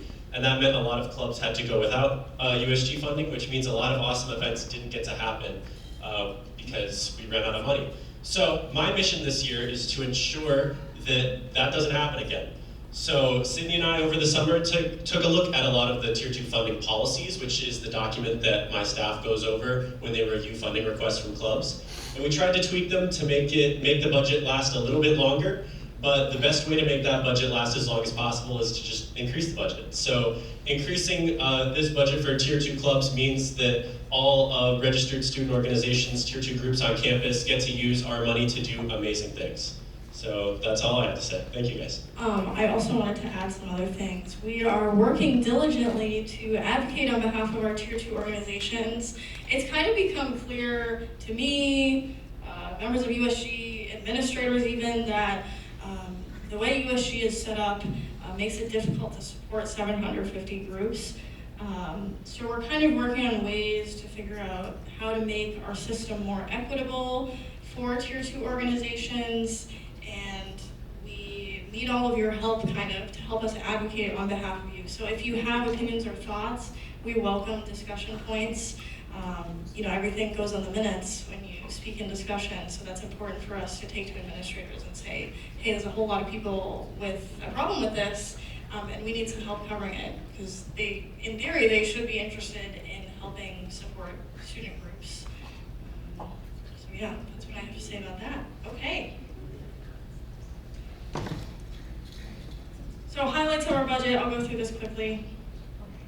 We've already dispersed $1.2 million this fiscal year so far. So a lot of this money in the budget so far has been basically voted on, and we've committed to paying people for certain things.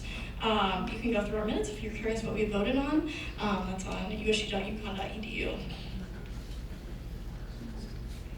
$286,000 in Tier 2 student organization funding already committed this year. We've had, what, 4 funding votes? Maybe less, 5 funding votes. So as you can see, Tier 2 money is flying out the door quickly. Okay, $30,000 on supporting diverse voices and promoting inclusivity on campus and beyond. $19,115 on newspaper subscriptions to keep students informed on the world around us. $60,510 on providing students with increased access to printing on campus. $40,000 on menstrual products already. $11,500 on Plan B. All right, so we're gonna go into the budget. I want to talk a little bit about the spreadsheet if that's okay.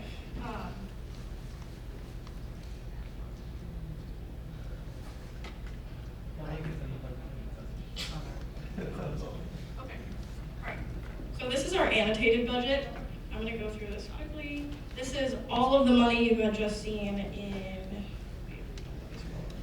columns H and I are our 2 columns. That's where we're pulling money out of. So column H is our USG bank account. We have 2 bank accounts.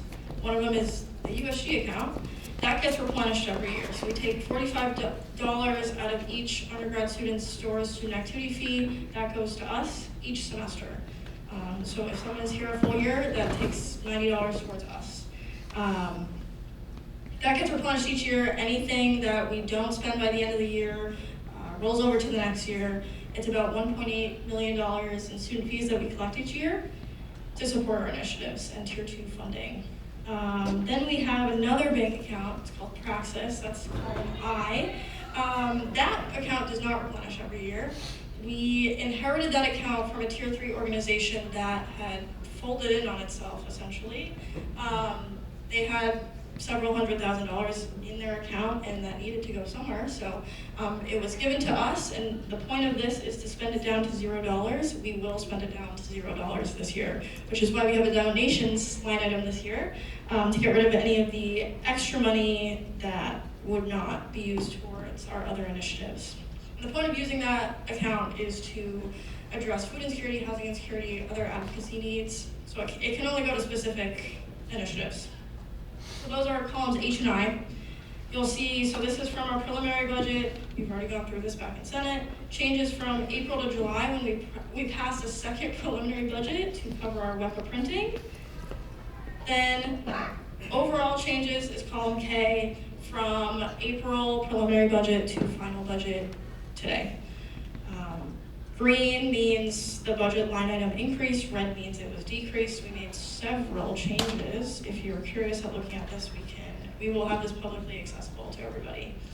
And then expense codes in column L, those are our accounting codes, so basically means where we're pulling our money from. So if we're buying food, that has a specific account code. If we're using contracted service, that's an expense code that's different from the food. That's for our own personal use, not things you all need to know. Okay, so I'm gonna open up our final budget.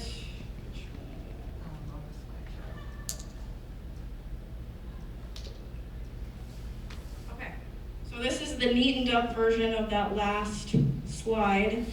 This is our spreadsheet for the year. All of our line items. And yeah, that was how I was gonna break down the budget. I don't know how you wanna go about starting discussion, Kyle. So I think it probably makes the most sense to do questions and discussion by office as well. So I will start with the Office of the President. Are there any questions on the Office of the President line items? Or thoughts, points of discussion?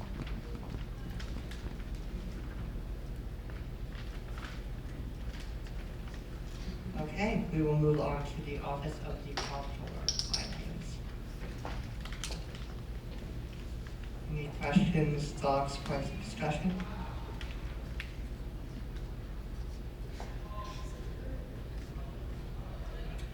Okay, next up we will go to the, Saba.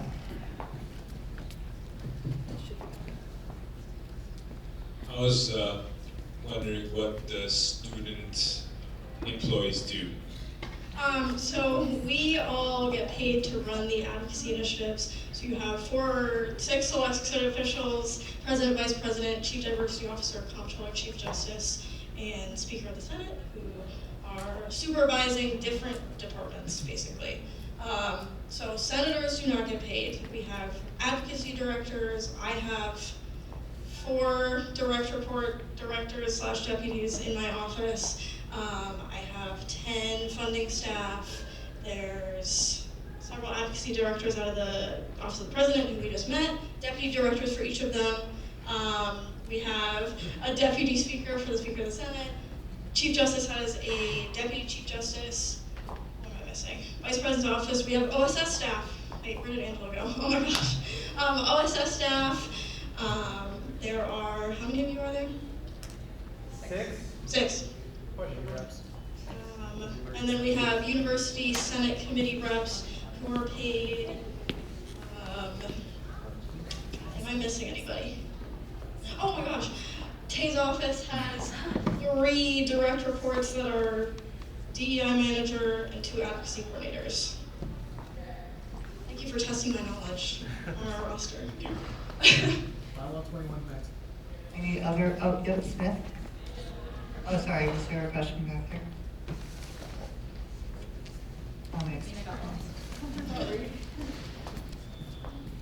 Smith for a minute. My question is about the the communication, the software for the Canva for the USG communications team, as to why that's not part of the communication departments. Honestly, it can come out of either. We just kind of put it there. Just because we are the ones dispersing money for software, like comms doesn't have to be the ones to use Canva. We can have other groups using Canva, so it's better to put it under a generic office in the case that somebody else needs to use Canva. Thank you.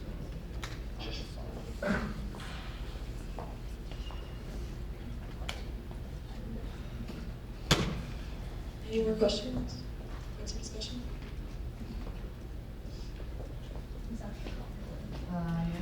We have Office of the Chief Diversity Officer.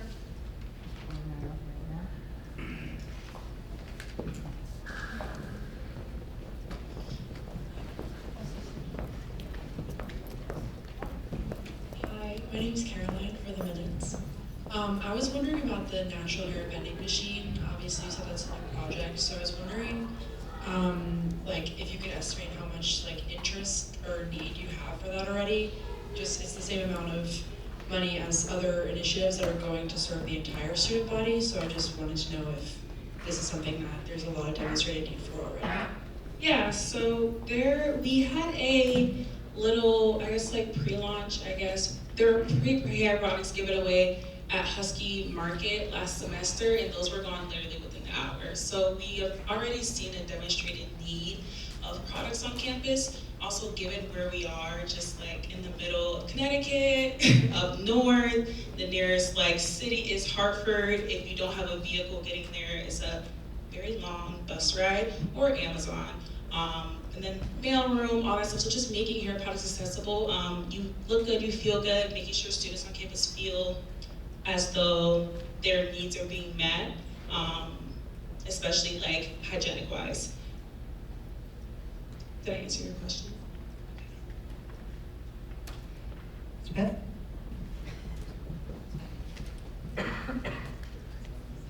Hello. Smith for the minute. Hey Ted. It's about the natural hair vending machine again. So this is just starting, and what do you project to be the annual cost of maintenance for the vending machine in the next couple of years? Yeah, so like I mentioned, we have a couple different partners in this project. So looking at students' office, working very closely with Fani, as well as the AACC, so working closely with the director there, Alicia, and splitting those costs, right? So we have $20,000 for the vending machine and its products. From the quotes that I've been receiving, on average, a vending machine is from $12,000 to $15,000. Depending on which vending machine we go with, there's also a iCloud management suite that's associated with it, as I mentioned before, to accommodate for making sure it's accessible. So using one card access, and that requires, having that on the software, costs money. And then the products right now, our quote that I've kind of summed up is like $6,000 for products. That's how much they spent last year on their one dump, and also that was the products went very quickly due to poor, or not the best management of how they were being given out at the market, given that it was their first time releasing products there. But we don't really have a set price on how much everything will cost. We'll know once we have the products, and as well, we have those campus collaborations through the Dean of Students and ACC to help us out as well. You're welcome. Any other questions on CDO's office? Or thoughts?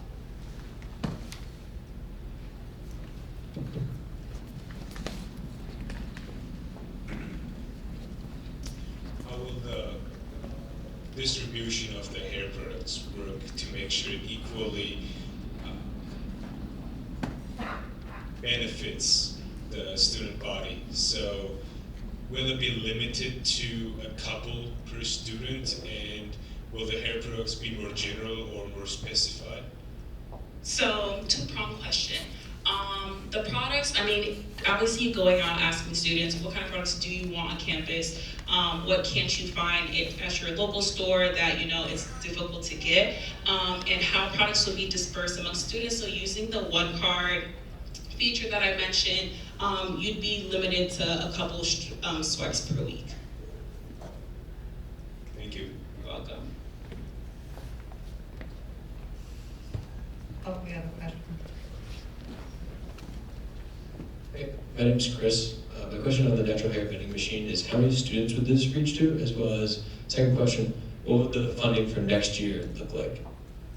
So the funding for next year, given that we would have already had the vending machine purchase, that's basically the bulk of the $20,000. The rest of that $20,000 could have it then go to hair products, but I don't anticipate us using $20,000, who knows.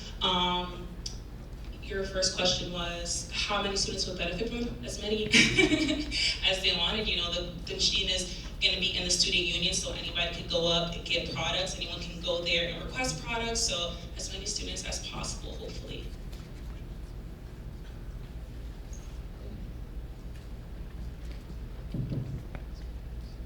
Hi, Christian. I just want to know, and you might have already said it, but are the products, they're free to students, correct? That's the goal, right? Depending on, like I said, the money that we get from campus partners, depending on where that money goes, for example, if it goes to the vending machine itself, that would be easier versus us paying for the vending machine. If you were to pay for, the machine and some products, yes. If they were to pay for the, vending machine subscription and, purchasing the machine itself, that would be easier because, yes, the money coming from USG's budget has to be given to UConn stores, fee-paying students, and for free. We can't charge you guys for, the pizza and hoodies. So, yes, the products would be free. Is there a way to split the cost of just the machine and then let the fees of the products kind of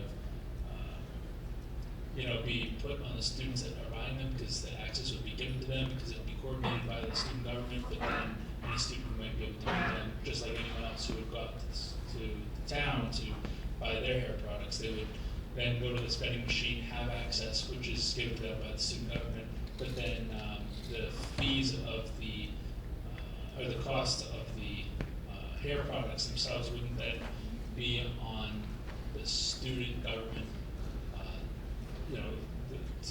to pay for.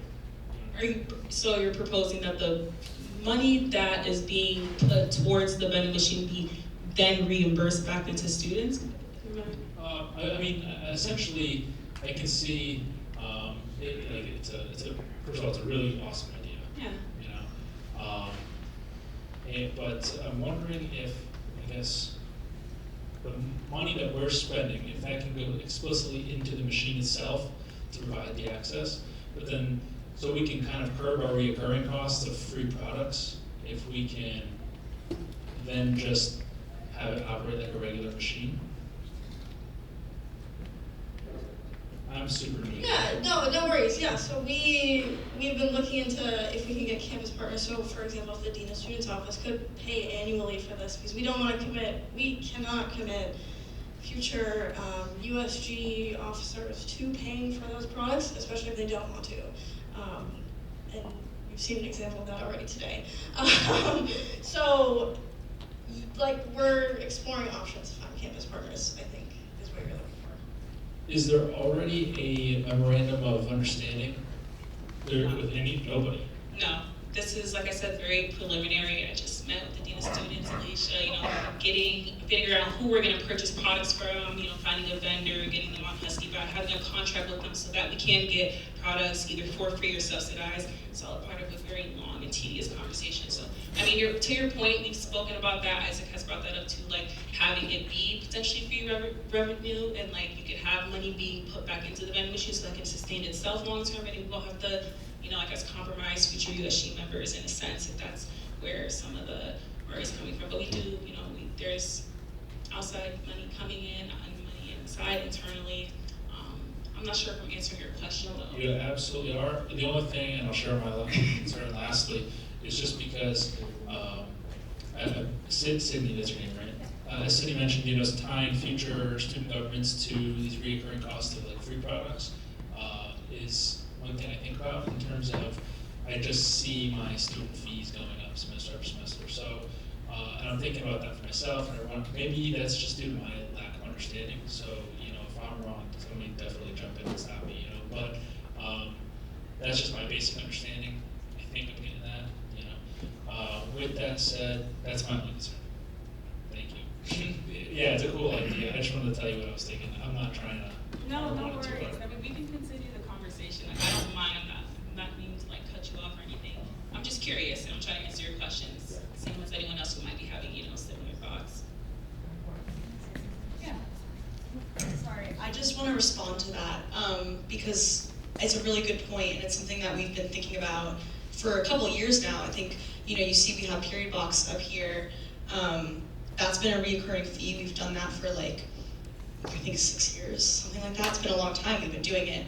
And so my effort, and I was the director of student services last year, and now Jabril's taken over, and before that was Sydney Collins, and it's been a long line of us advocating to administration to take responsibility for providing menstrual products on campus, and we're actually starting to see movement on that for the first time in years. They've been working with nonprofits to set up infrastructure to take that cost off of USG's back, so we'll get that money back and be able to put that toward other student initiatives. So that's also partially the goal with a lot of these things. We get them off the ground, we put the Band-Aid on the issue that isn't being fixed by administration, and then we work with administration to advocate to take responsibility and take charge of those initiatives. So if we get the vending machine up and running and we talk with the Dean of Students and say we can't pay for and everybody in the university knows now, we've made it very clear, we're not committing to recurring fees anymore because it's just not appropriate. But so that is the goal of the vending machine, is that one day it's not going to be necessarily our responsibility to pay for, but that resource is there. And then just briefly to note on the student fees, or all of us pay more and more money each year to go here. So the student activities fee that you pay is a set fee. It hasn't changed in over a decade. Thank you, Josh. And so our budget doesn't change. So even when your fees are going up, yes, we should be asking questions about where that money's going. It's not going here. Just for new senators as well, just so you know. Hi, Any so questions? I have one more thing. So My name is Nolan. I think it's a great idea. I think it's something that like I'll go to CVS and like as a guy at least I'll go there and there'll be like nothing for me. I'll have the choice between like two things. But anyways, I noticed the comment about like how the future officers of USG might not want to commit to the idea in the future if they could just take it off the budget. And so you said you were purchasing the machine, right? Like out of pocket. What about renting the machine for now, seeing how it goes, and then having future years commit to purchasing the machine? Like, because I know it's such a preliminary thing that it may not work out. So I feel like what might be easier is reaching out to the company and being like, hey, we want to rent this machine for X amount of years. And so if it doesn't work out, we don't have a vending machine that's just like sitting there doing nothing. But I don't know, that's just an idea I had. Yeah, no, good idea. Thank you. Thank you.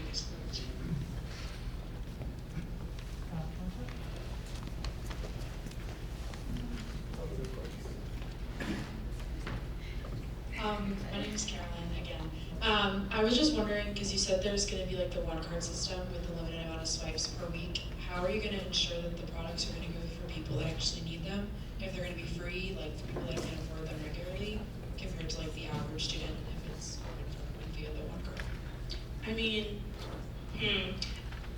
there's going to be a set limit on the swipe. So like, Kyle can only get 3 things, I can only get 3 things a week, Lauren can only get 3 things a week. I mean, I'm not sure, like we can't as the student government clock people's pockets. Like, you make too much, you have to pay. Like anyone who wants to use the vending machine can use it, and hopefully those who need the resource are aware of it and are using that resource. And I mean, everyone needs hair products. So, you know, guys, women, everyone alike.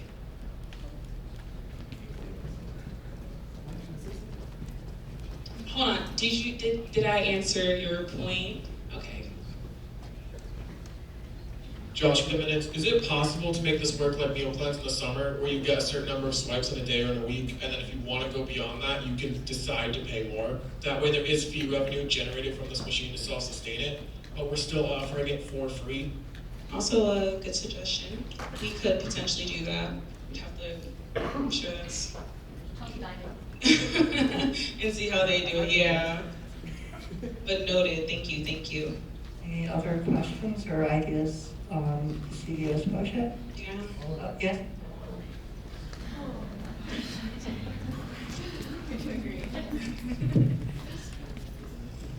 Have you explored any like lease-to-own opportunities so that you could distribute with this financial impact over the next few years, but still end up owning a machine? Sorry, before you answer that, Kay, could you say your name for a minute? Oh, sorry, Christian Hood. No, we have not. Noted. All financial questions would be Sydney, you know, like I know like getting the products here, reaching out to the companies, those rough numbers, but things like projected cost, you know, things of that nature, we haven't gotten to that stuff quite yet. And when we do, we'll definitely bring that to the Senate. But those questions we don't have answers for you at the moment. Any other questions? Put the 20,000 in there because we are not sure how much it'll cost. We had originally been told vending machines cost $10,000. And we wanted to make sure we had enough of a cushion if we had other expenses to pay for getting the products here, buying the products, other things like that. Also, just if this isn't clear, because I know we have some new senators, and I don't know if you guys have been to committee meetings or if you've come to, what's it called, caucus? Sorry, I'm really tired. So the way that this works is we're passing these numbers now, but none of you, it doesn't mean that once this passes, we can just use this money without talking to you again.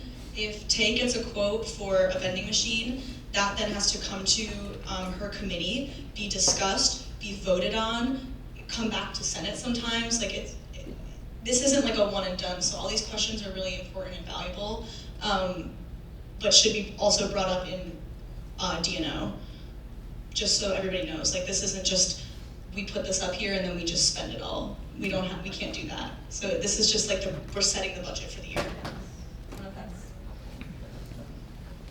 Any other questions or thoughts on the CDS budget? Can I just quickly add to Lorian's point? There is a multi-step process that starts with us sitting here right now and approving this budget until money actually gets spent. And votes are a part of that. We're required to have a public meeting and to vote on it. Your input is really important to making those decisions and then guide how us as employees and as electeds, as they make decisions in this organization. We're here to make decisions on your behalf for you, but with your input. Thanks, Josh. Saba, did you have another question or comment? It's probably there to discuss this. Okay. Thank you. Anyone else?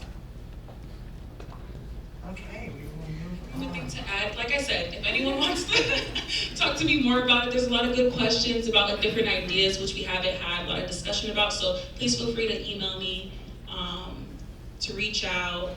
I'm downstairs like most of the time. Okay. Thanks, Renee. Everyone's favorite, Office of the Speaker. Any questions, comments? That's you guys. Josh. What? We have the what on the minutes? Can you tell us a little bit more about the Senator Mentorship Program? Yes, of course. So, as we saw tonight, we have a bunch of new senators coming in. And something that I noticed about our onboarding experience is that people have started to get isolated and they don't know a lot of people in this organization. So what I hope to do is pair every new senator coming in with someone who has some experience in USG as kind of like a one-on-one mentorship program. And what that budget hopefully will be used for is sending those mentor-mentee pairings off to lunch so they can get to know each other better in a non-formal USG setting, and have that be covered by USG so they don't have to go out of pocket on that. Does that answer your question, Josh? Thank you. Angela. All right. I value everyone's opinions and discussion here. I just want to note that I and my staff have a legal obligation to complete voting items in a 48-hour period. We transcribe all these things. If you don't mind being a little mindful of that and our legal obligation to have these completed in 48 hours. I'm not sure if I'm overstepping, I'm sorry if I am, but I just want to comment that. Does anyone else have any questions or points of discussion on the Office of the Speaker budget? Okay, thanks, guys. Judiciary, any questions or points of discussion on the judiciary's line items?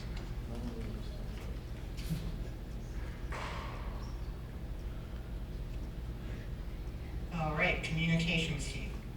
Any questions or points of discussion on any of these line items? All right. Next up is academic affairs. Does anyone have any questions or points of discussion?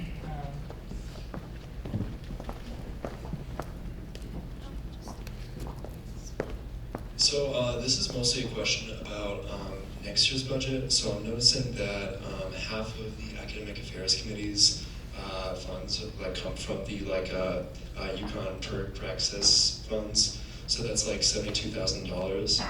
And I'm noticing that's going mainly to free campus printing and the New York Times subscription. I'm wondering if the budget is going to remain consistent for academic affairs committee once we run out of the praxis funds, and if it doesn't, are those programs, the printing and the New York Times subscription, are those the ones that will be cut? Okay, yeah, I can answer that. So Praxis, we are spending that down to $0 this year. Our initiatives are supposed to be a Band-Aid until the university is able to figure out how to cover these needs that we're addressing for students. So yes, printing and New York Times subscriptions do come out of Praxis. We are working on ways to advocate with administration on newspaper subscriptions and printing costs, to advocate to them that students cannot afford these things and these are vital for classes, for personal needs, etc. So working together on that. I can't decide what next year's budget will look like, but we are trying to brainstorm some ways to move some money around. We are not planning on continuing period box much longer. The university is doing a great job working with a nonprofit to get free menstrual products for students. I don't know how far along they are in that project, but they're working on it, so we're hoping we won't have to do period box much longer. Same thing is the hope for those initiatives out of academic affairs, as well as some others, so I'm trying to think. So pop-up pantries on campus, some of externals events for voter incentives and things. Trying to move that money away from us is the goal. That's why we talk to these administrators. So given that we won't have all this extra money out of praxis anymore, we are working on that. Olivia, do you have anything to add?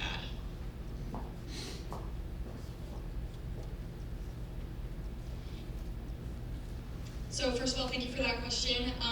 If we cannot get administration to pay for it, which would obviously be the ideal, there are ways to adjust for the amount of money that we have here. So currently we have $60,000 dedicated to free campus printing. Typically that amount of money is used up by the students.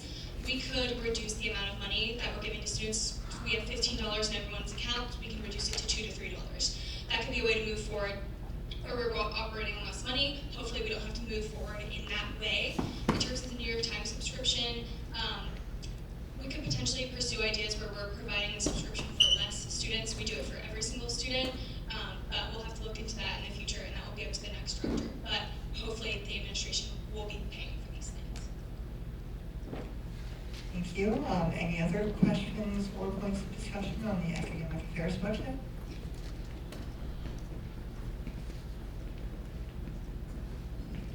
Okay, seeing none, we will move on to external affairs.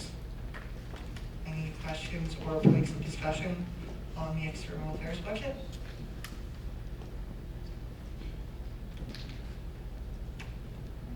Okay, seeing none. Student services, any questions? Silas, go ahead.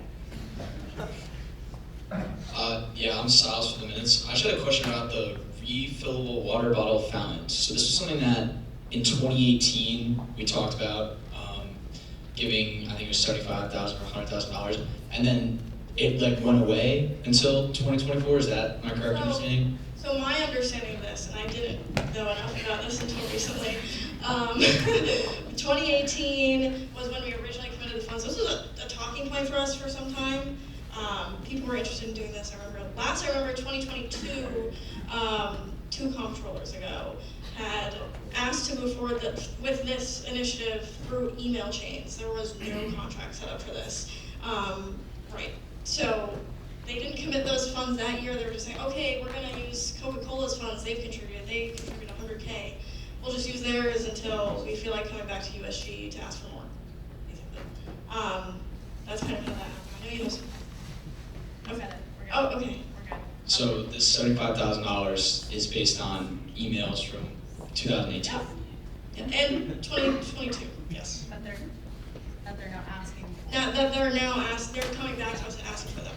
So they, I guess, spent the $100,000 that Coca-Cola gave them to put the water fountains in, and now are like taking us back up on the deal we made in what, 2018, 2022? But Hey guys, it's me. They keep letting me up here. I'm going to motion to strike the refillable water bottle fountains from line item budget. Okay, we have a motion to amend from Gabriel, seconded by Josh, that will strike the refillable water bottle fountains line item from the budget.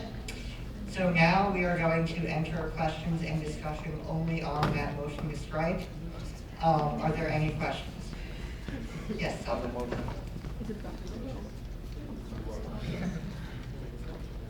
So, I'm an alumni right now, and there is a refillable water bottle fountain on the first floor, which I use as the main source of getting my water. That's how I drink. It's really helpful. I really appreciate it. Was that done through this program? It should have been, yes. The only ones, right, the only res halls that are still missing some are some in Northwest and Towers. Alright, so is there anyone from those halls which do not have refillable water bottle fountain to comment on their experience, because my experience, it's great to have something like this in my building. I'll let you guys comment too, but I want to comment on this too. So last year I mentioned Towers, and I represented Towers as a senator, and I wrote a piece of legislation about just this, about water bottle fountains not being accessible, and it sucks. You were right. We need water. I don't know what the status is on Towers in that, because they do currently. No, okay. They haven't built them. Like, that's why they're asking us for the money. Nick Gaff for the minutes. I know that I live in North Campus, and from what I've been told, there's some buildings at North out of 12 that have refillable water fountains on the first floor. I know my building doesn't, and I know my water fountain station is nasty, and I'm glad that I don't drink out of that. So I'm pretty sure that I know I've been talking about this like for the last week with all the committees and stuff like that. So I guess I have a question right now: is that if this gets striked off from the budget, we can still go back to talk about getting money, or is it like Yeah, I mean, in theory, they could circle back to us next year and ask if we'd still be willing to pay that $75,000. You know, some positives, it would be good for our brand and our name to say we spent that money, but you know, they can ask at any time. We don't necessarily have to commit $75,000. We can reduce the amount and just tell them we'll only fund a few. There's other options. I also want to note on our email exchange with them that us not giving the $75,000 wouldn't necessarily kill the program completely. It would send them back to the previous partners like Coca-Cola and Branding to ask them for more money. They just came to us first because of that arrangement made 6 years ago. So by us not agreeing to the $75,000, it doesn't necessarily mean that those halls will not get water fountains at all. It's just that the funding will come from somewhere else if they can get it. So hypothetically, it could delay the process a little bit longer to get these 4 fountain stations if we can. Hypothetically, but also, again, like the installations would probably not be this year also, like given the length of it and everything. I don't know if you want to have like a more specific comment on that. Yeah, so I was told if we gave them the money ASAP, they could get this done by the end of the year for those 13 res halls they're still missing. And we would only pay for the equipment itself, not the labor. Thanks, Harissa? Hi, so question about the motion, which is I guess what this discussion is for. If the motion passes and we strike this off the budget, could this potentially be revisited this year or no? Technically, yes, but we kind of, the point of our final budget is to say, this is what we're doing this year, we're not making changes, so then we're not confusing people. We've decided we want to commit money to certain places and we're not taking from other people, but, Tay?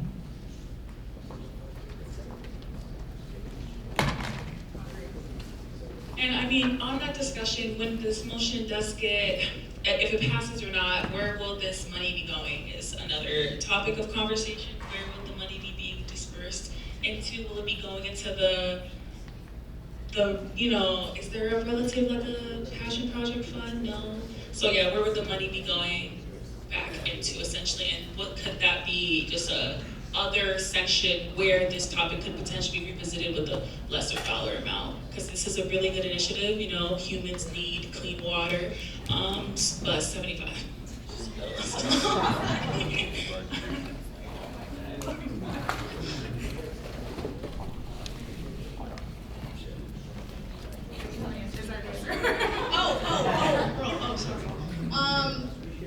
Sorry, what was your?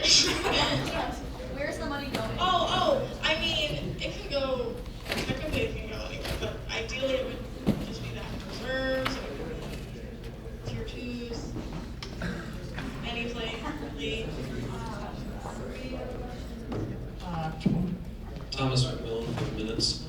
If we agreed to this like 5-6 years ago, I think it's important we actually follow through with it. I think that looks really bad on USG if we don't actually commit to a commitment. Obviously, we can still strike it, but I think that kind of hurts reputation a little bit. I I mean, administration, as far as I know, should know that we have turnover every year.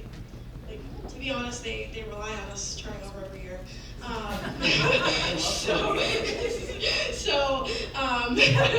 So, you know, you could say, yes, it might look bad on USG. You could also think that, well, it's different people, we can approach them that way. So we have different senators now, we have different officials that are maybe wanting to do this or not wanting to do this. It kind of just depends, but. I think also given the current state of the university, that every department is feeling budget cuts, there isn't, like, when we committed this $75,000, we had a lot of money because PERG and Praxis dissolved. We hadn't spent anything during COVID. You know, we committed this money when we had a lot, and we don't have that money anymore. So spending this takes it out of reserves. It takes it out of maybe tier 2s where it could go. And so I don't think the administration would look at us poorly for deciding not to spend this money that was promised like so long ago, given that every department in the university right now is feeling the pinch of a tightened budget, including us. Also, given my understanding of the email chains, there was never any like solid MOU signed saying we are giving this money for so-and-so. It was more so talked about, and the commitment was that once the funds given from Coca-Cola to branding had run out, they would revisit us eventually. So the commitment is not exactly like a set in stone like contract that we would be breaking. It's more so they said that they would, if they needed the money down the line, they would come back to us. And given the fact that it had been 6 years, we did not anticipate them coming back at this point. Clarification. I saw this for the minute, so just to clarify after you said that, they technically did what they said they were going to do. They emailed us, they said, okay, we have this $100,000 for Coca-Cola that we're gonna spend. So in their terms, they honored their side of the agreement. They followed what they said they were gonna do. They followed up with us when they needed the money, excuse me, like they said they were gonna do. So now it falls on us to, okay. Just want to clarify.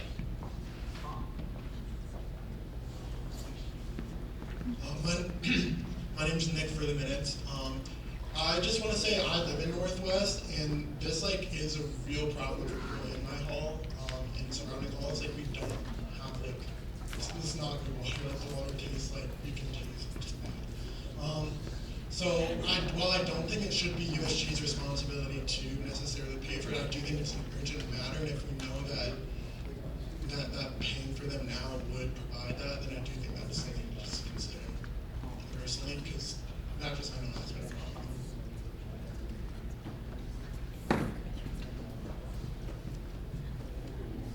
Nick Caffrey for minutes.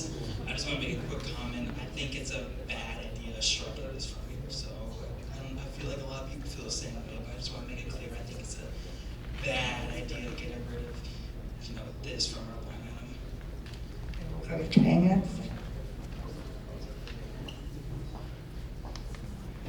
Okay, so to the water bottle stations not filled, like at North and not being there, when these discussions were happening 6 years ago, they weren't there, and it's 6 years later, it's still not here. Installing a water bottle fill station will definitely take a couple, it's not a quick, maybe they could do it over the semester if they truly cared enough, as they did with the Rock, but I don't think it's on admin's, the top of their priority list. Well, like I said, I agree we need water bottle stations. I just think maybe, we can do a lesser amount, talk to the campus. Could you guys go back and renegotiate some numbers? Are we comfortable giving a lesser amount?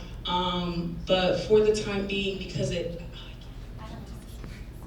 Sorry, I have a bot up next. A bot.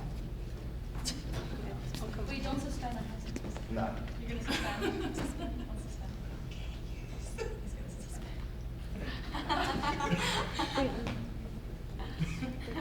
Can you come on? Yeah. minutes on. So I just wanted to point out that UConn takes $309 each semester for infrastructure fee. That's $5,700,000. I think they can find somewhere to build water fountain.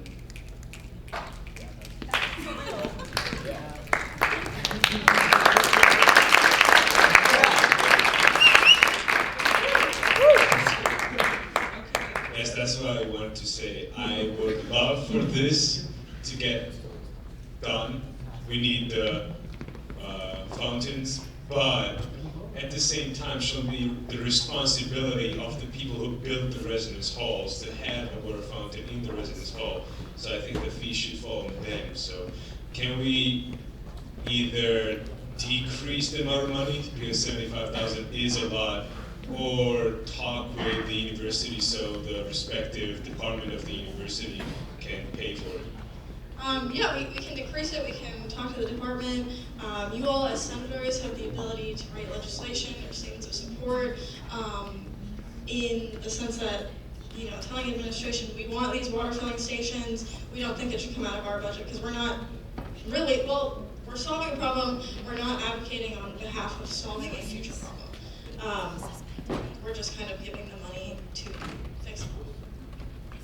Yes, if there was a legislation like requiring each residence hall to have a refillable water fountain, I feel like that's fair.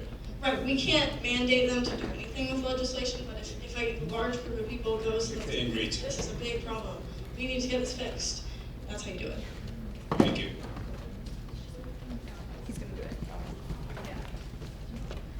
Silence for minutes. I think because there's a likelihood that they get the money from somewhere else, and because we have more stuff to talk about, and because it's 9:15, I want a motion to suspend or end this conversation.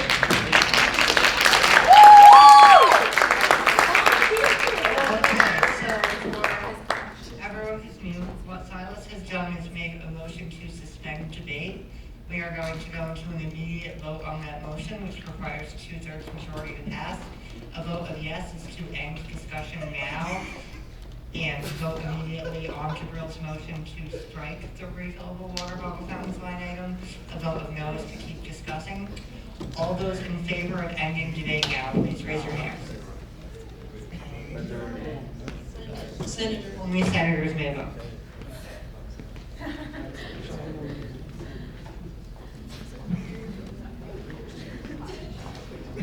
All those opposed?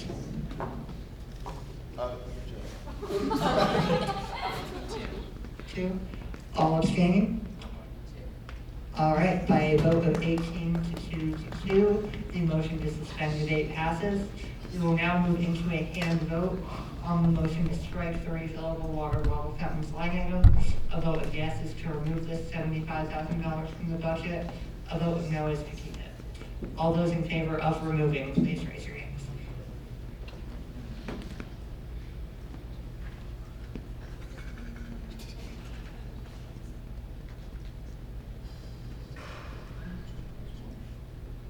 All those opposed?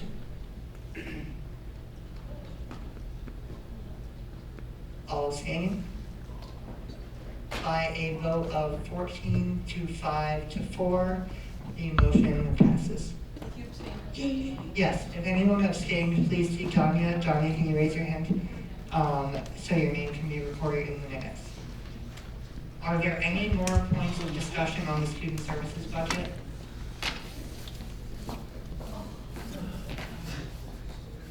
All right, Tier 2 funding. Any questions or points of discussion? Yes, Thomas.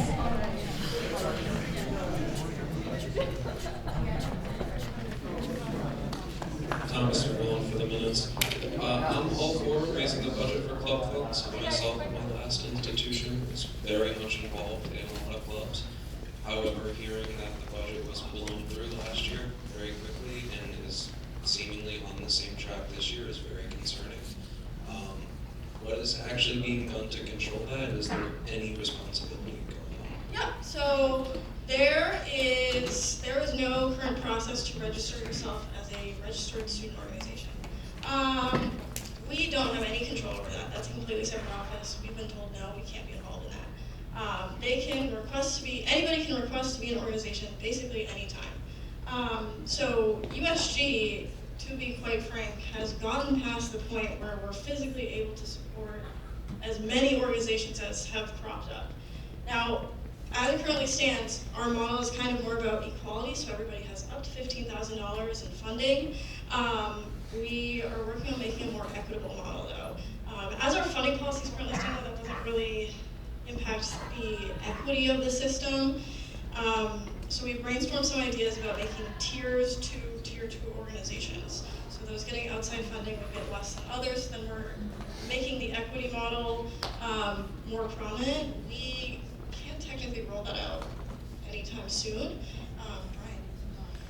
I'd also like to add that over the summer, Sydney and I, in addition to hosting a town hall that a lot of Tier 2 organization leaders attended, we took a look at the data per category of what type of funding request was the majority of our budget. The exact percentage escapes me right now, but travel expenses by far were the largest portion of our budget expenditures for clubs. So we introduced a new policy that when we have $200,000 remaining, we will start getting a lot more strict about what kinds of travel we are approving, and we're going to switch to it being like crucial mandatory travel only. So we took a look at the biggest spending categories and we tried to make funding policies that address those specifically. In the first month of the academic year starting, we've already noticed some trends in areas where a lot of funding seems to be leaving quicker than we were expecting. So we're working on workshopping those funding policies a little bit. We have to have another town hall because those are large changes and we're required to consult the student body before we do those changes, but we will be back with further funding policy changes after this to hopefully rein that in even more and make sure money leaves a little bit slower so we don't run into the same problem we did last year. So to be clear also, we generally have a pretty hard rush at the beginning of each semester with people getting in their requests for the year or the semester. So the $300,000 that's gone out in the last 5 funding votes is usually a result of that rush, and it usually stabilizes and slows down as we get through the semester. Some things we're working on though is advocating with administration about getting support for our student organizations, because the way student organization registration is set up is not workable with how we spend money on churches. So I have talked to the club sports directors as well as the assistant vice president for student lifetime enrollment a few times actually this year about how we can make sure, for example, club sports are supported. You know, these people, nobody should be paying out of pocket for having fun and doing things we care about. So trying to get that funding and finding it in a different part of the university is going to be tough, which is why we're going to need a lot of help to do it. I wouldn't want you all to have to take on the burden of paying for your own things because we just can't support enough students. Trying to slow this down is going to be difficult, but advocating on behalf of taking money from other departments to support student organizations and showing that this is something that you care about more than other things will help us in that sense. Other questions or points of discussion on the closed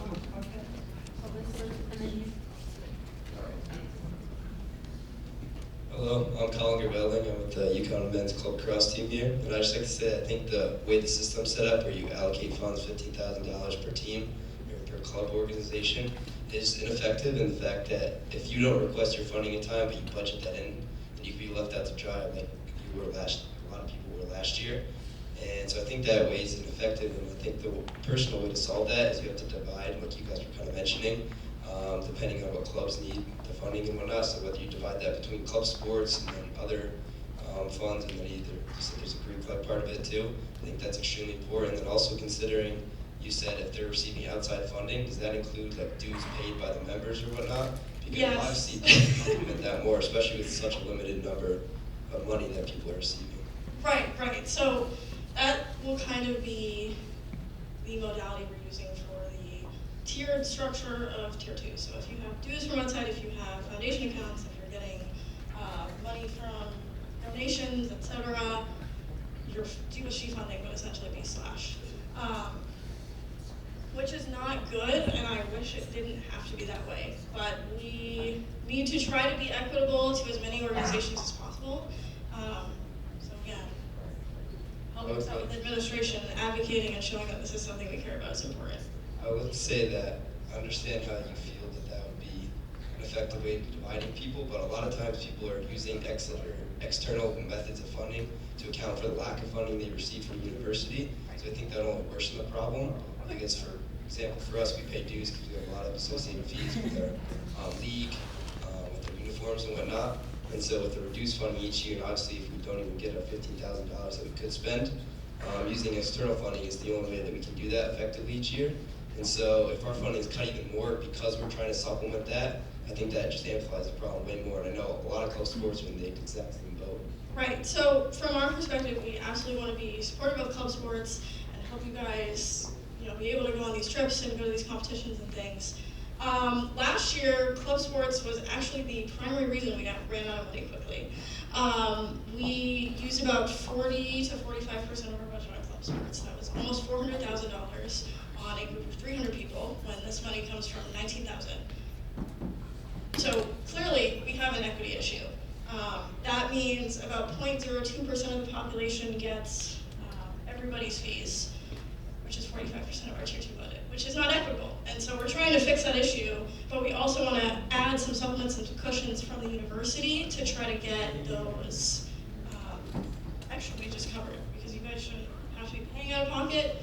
That's just what we have to deal with, our budget situation. So clearly there's a demand and need demonstrated by all these club sports teams. There are other ways to acquire funding, whether that's through the rec or whatnot, because I know people pay rec fees. Because obviously the solution there isn't to just cut their funding even more because they need it. Obviously, if there's a lot of money going to that, I understand that that's not equitable on the other clubs. But also the other clubs aren't using it as much, then maybe just because they aren't using it as much, there could be a reason for that, because club sports have way more fees that they have to pay. So I think you have to take that into account too. You have to consider other sources of funding. Right. So that would, right, no, I do agree with you. Trying to find other ways to support our club sports, again, is just going to be quite the challenge. We are just beyond the point of being able to physically, financially support them, but it's been placed on us, and we've been told club sports should be paying for things out of pocket by more than one administrator. I can just say on our half that we pay majority of our costs. Right, and I figured, which is not good, and definitely not what we want. We have been told the alternative is that we cut money and then people have to pay out of pocket, and that's how it should be. Which is not good. Yeah, I guess just emphasizing that, I know for club sports this is a really big issue, and the instruction we have received when advocating on your behalf to administration is to just cut your funding completely and just let you fundraise or something. I obviously know how many people are in club sports, how important that is to the university, what a draw that is, how amazing it is to be part of a club sport and have that experience without having to be like a D1 athlete that can't do their schoolwork and stuff. Like club sports is a lower commitment for a reason, and it's an amazing opportunity for students on campus.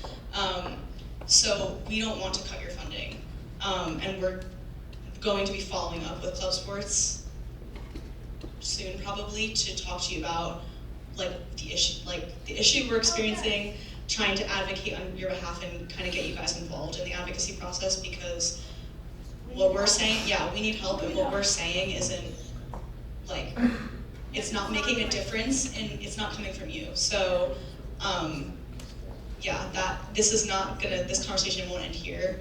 We want to talk to you guys about this. The biggest thing with that is you have to make the club sports people aware of that, because I think a lot of people right now are totally unaware. Right. Clearly, you guys are kind of caught in the middle of this, and there's a big issue at stake, so I agree you have to make people aware. Yeah, that's a huge one. So I know Sydney can say this, but we're planning to reach out very soon and sort of try to tackle this together.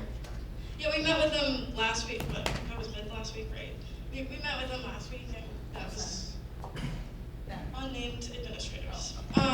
Last week, who kind of gave their thoughts with us, and the general understanding was, if you don't fundraise, it shouldn't come out of pocket for other things, which is not the answer we want.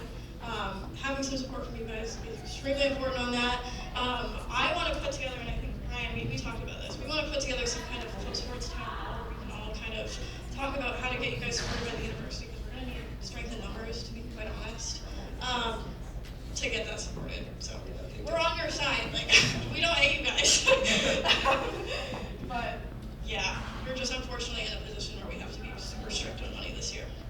there a way to divide the tier 2 funding between club sports and whatnot? That way, like, because if you're worried that the club sports are taking money from other organizations, if you divide that between a certain point, or if you give the majority money based on the data, would that solve some of the problems? It's certainly possible. It's definitely on our list of options for ways we can handle it. We've been talking about this since the fiscal year started back in July, of how do we equitably make sure that club sports are getting the funding and resources they need, while also making sure that the other 700 student orgs are also being treated equitably. But it has been on our plate. We are definitely looking forward to doing a club sport town hall in the future so we can get everyone's voice on the matter. Yeah, like we're on your guys' side. We really want to help you guys make it work so that it's not just people that can afford to do club sports are the only ones who are able to participate, because that's obviously not fair at all. So we're working on it. I have to do some strong and quick advocacy this year to get this turned around. Hopefully, I would hope by the next year. So, sure. Hi, my name is Jim Denton. I'm the treasurer for the Wisman team. I was curious to see whether or not we should be preparing our organization for further budget cuts in the future. 2 years ago, we went down from 25 to 15, and that was quite a hit for my org, especially. And for most club sports, I don't know if you guys know, but we're a club sport, just like lacrosse. There's a lot of moving parts and a lot of intricate details, and it's also, we go very far to compete in your thing, and that's more expensive than some other organizations might have to deal with. I will say last year, after the budget cut, we did do a lot of fundraising. We did our best. We did really well with Ignite. We still kind of burned through all of that money we were able to raise in addition to the remaining $15,000 left from USG. And I hope administration would understand that it's more difficult and more time consuming, and it's a different kind of landscape than other tier 2 orgs. So I guess my question for you is, what should I do as a student leader to change? Yeah, great question. Nice to see you again. So, yeah, things to do are, you should generally, just in good business practice, just plan like you're going to have less money. Obviously, we would not like to do that to anybody. Plan in that case. We're going to have to work together, USG and club sports, to put together a pretty solid case.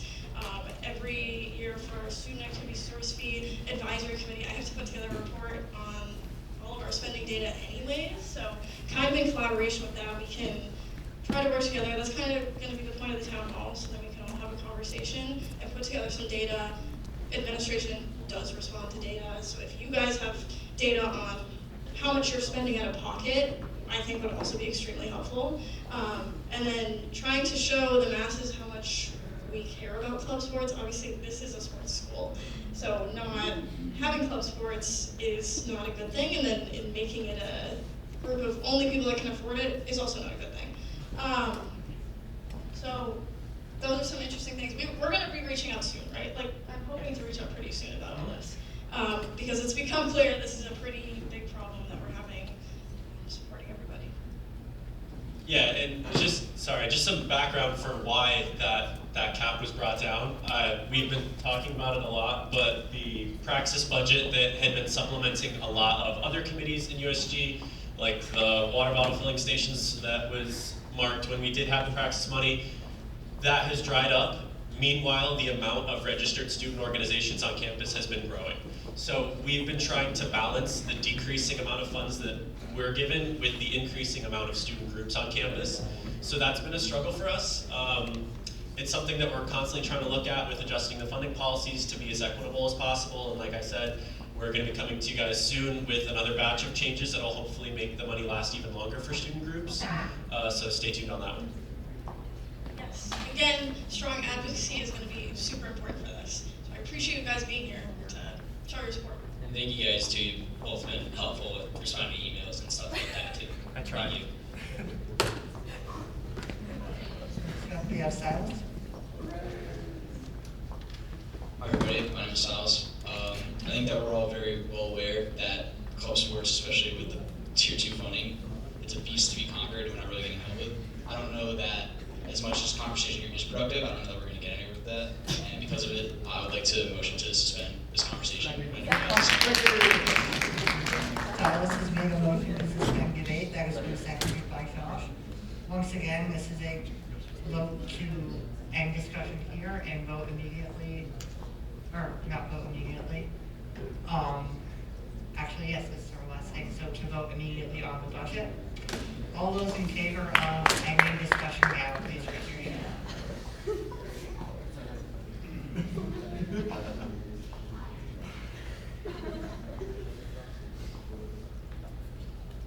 All those opposed?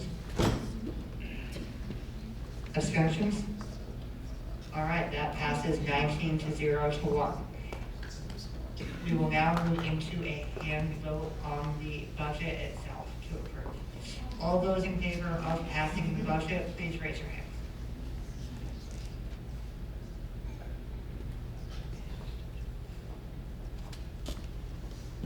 All those opposed? Abstentions? That is 18-0 to 2. Kyle and Gabriel abstain.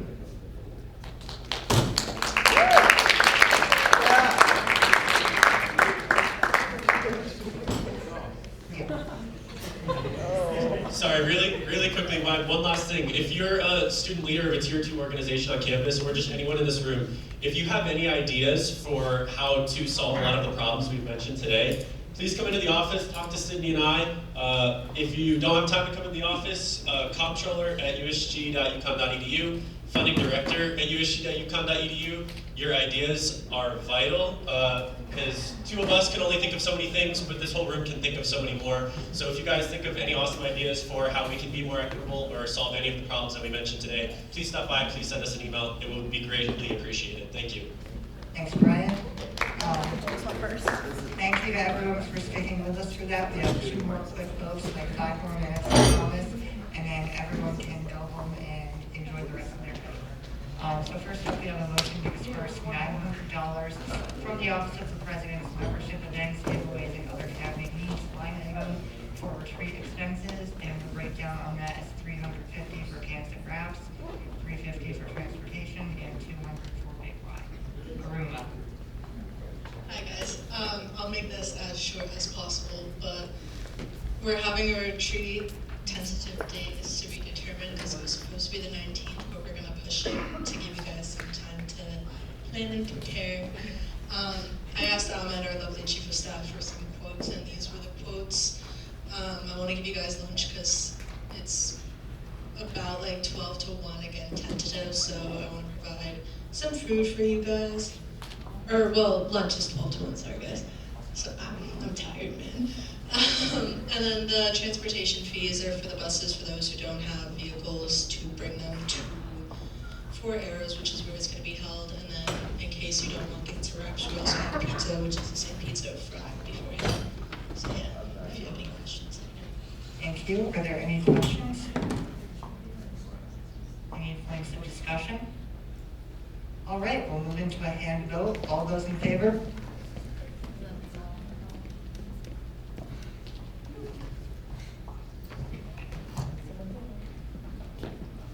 Opposed? Abstentions? All right, that is 19-0 to 1 with just me abstaining. Okay, last one. Motion to approve USG's visual org chart. Sydney, I'll hand it back over to you. Well, this is the longest Senate of the year, guys. Don't worry. This isn't.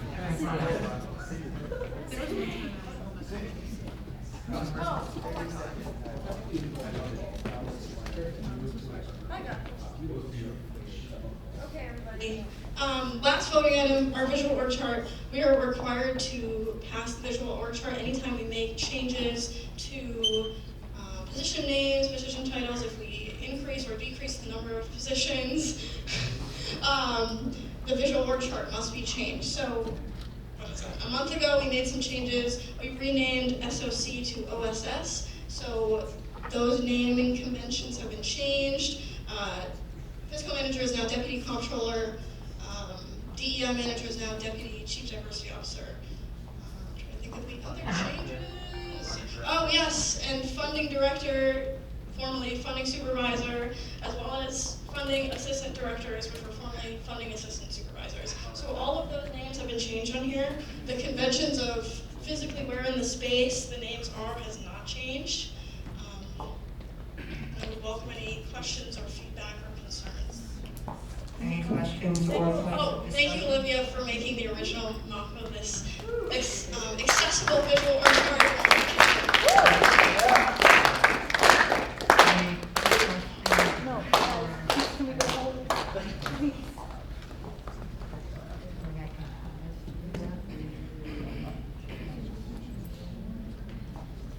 Are there any questions or points of discussion on this? All right, seeing none, I will move to pass the visual org chart by unanimous consent. Are there any objections? Okay, the visual org chart is approved by unanimous consent. All right, that is the end of our voting item. Yes, thank you all for sticking with us through a marathon meeting. I promise this will be our longest one of the semester. The only announcement that I have is to apply for engagement coordinator. Great opportunity as the Senate leadership and the position of the Miami senator. Reach out with any questions. With that, I will close at 9:38. Thank you all for sticking with us. Thank you all, Chair Two, Leader Zoe. I will see you at the speaker.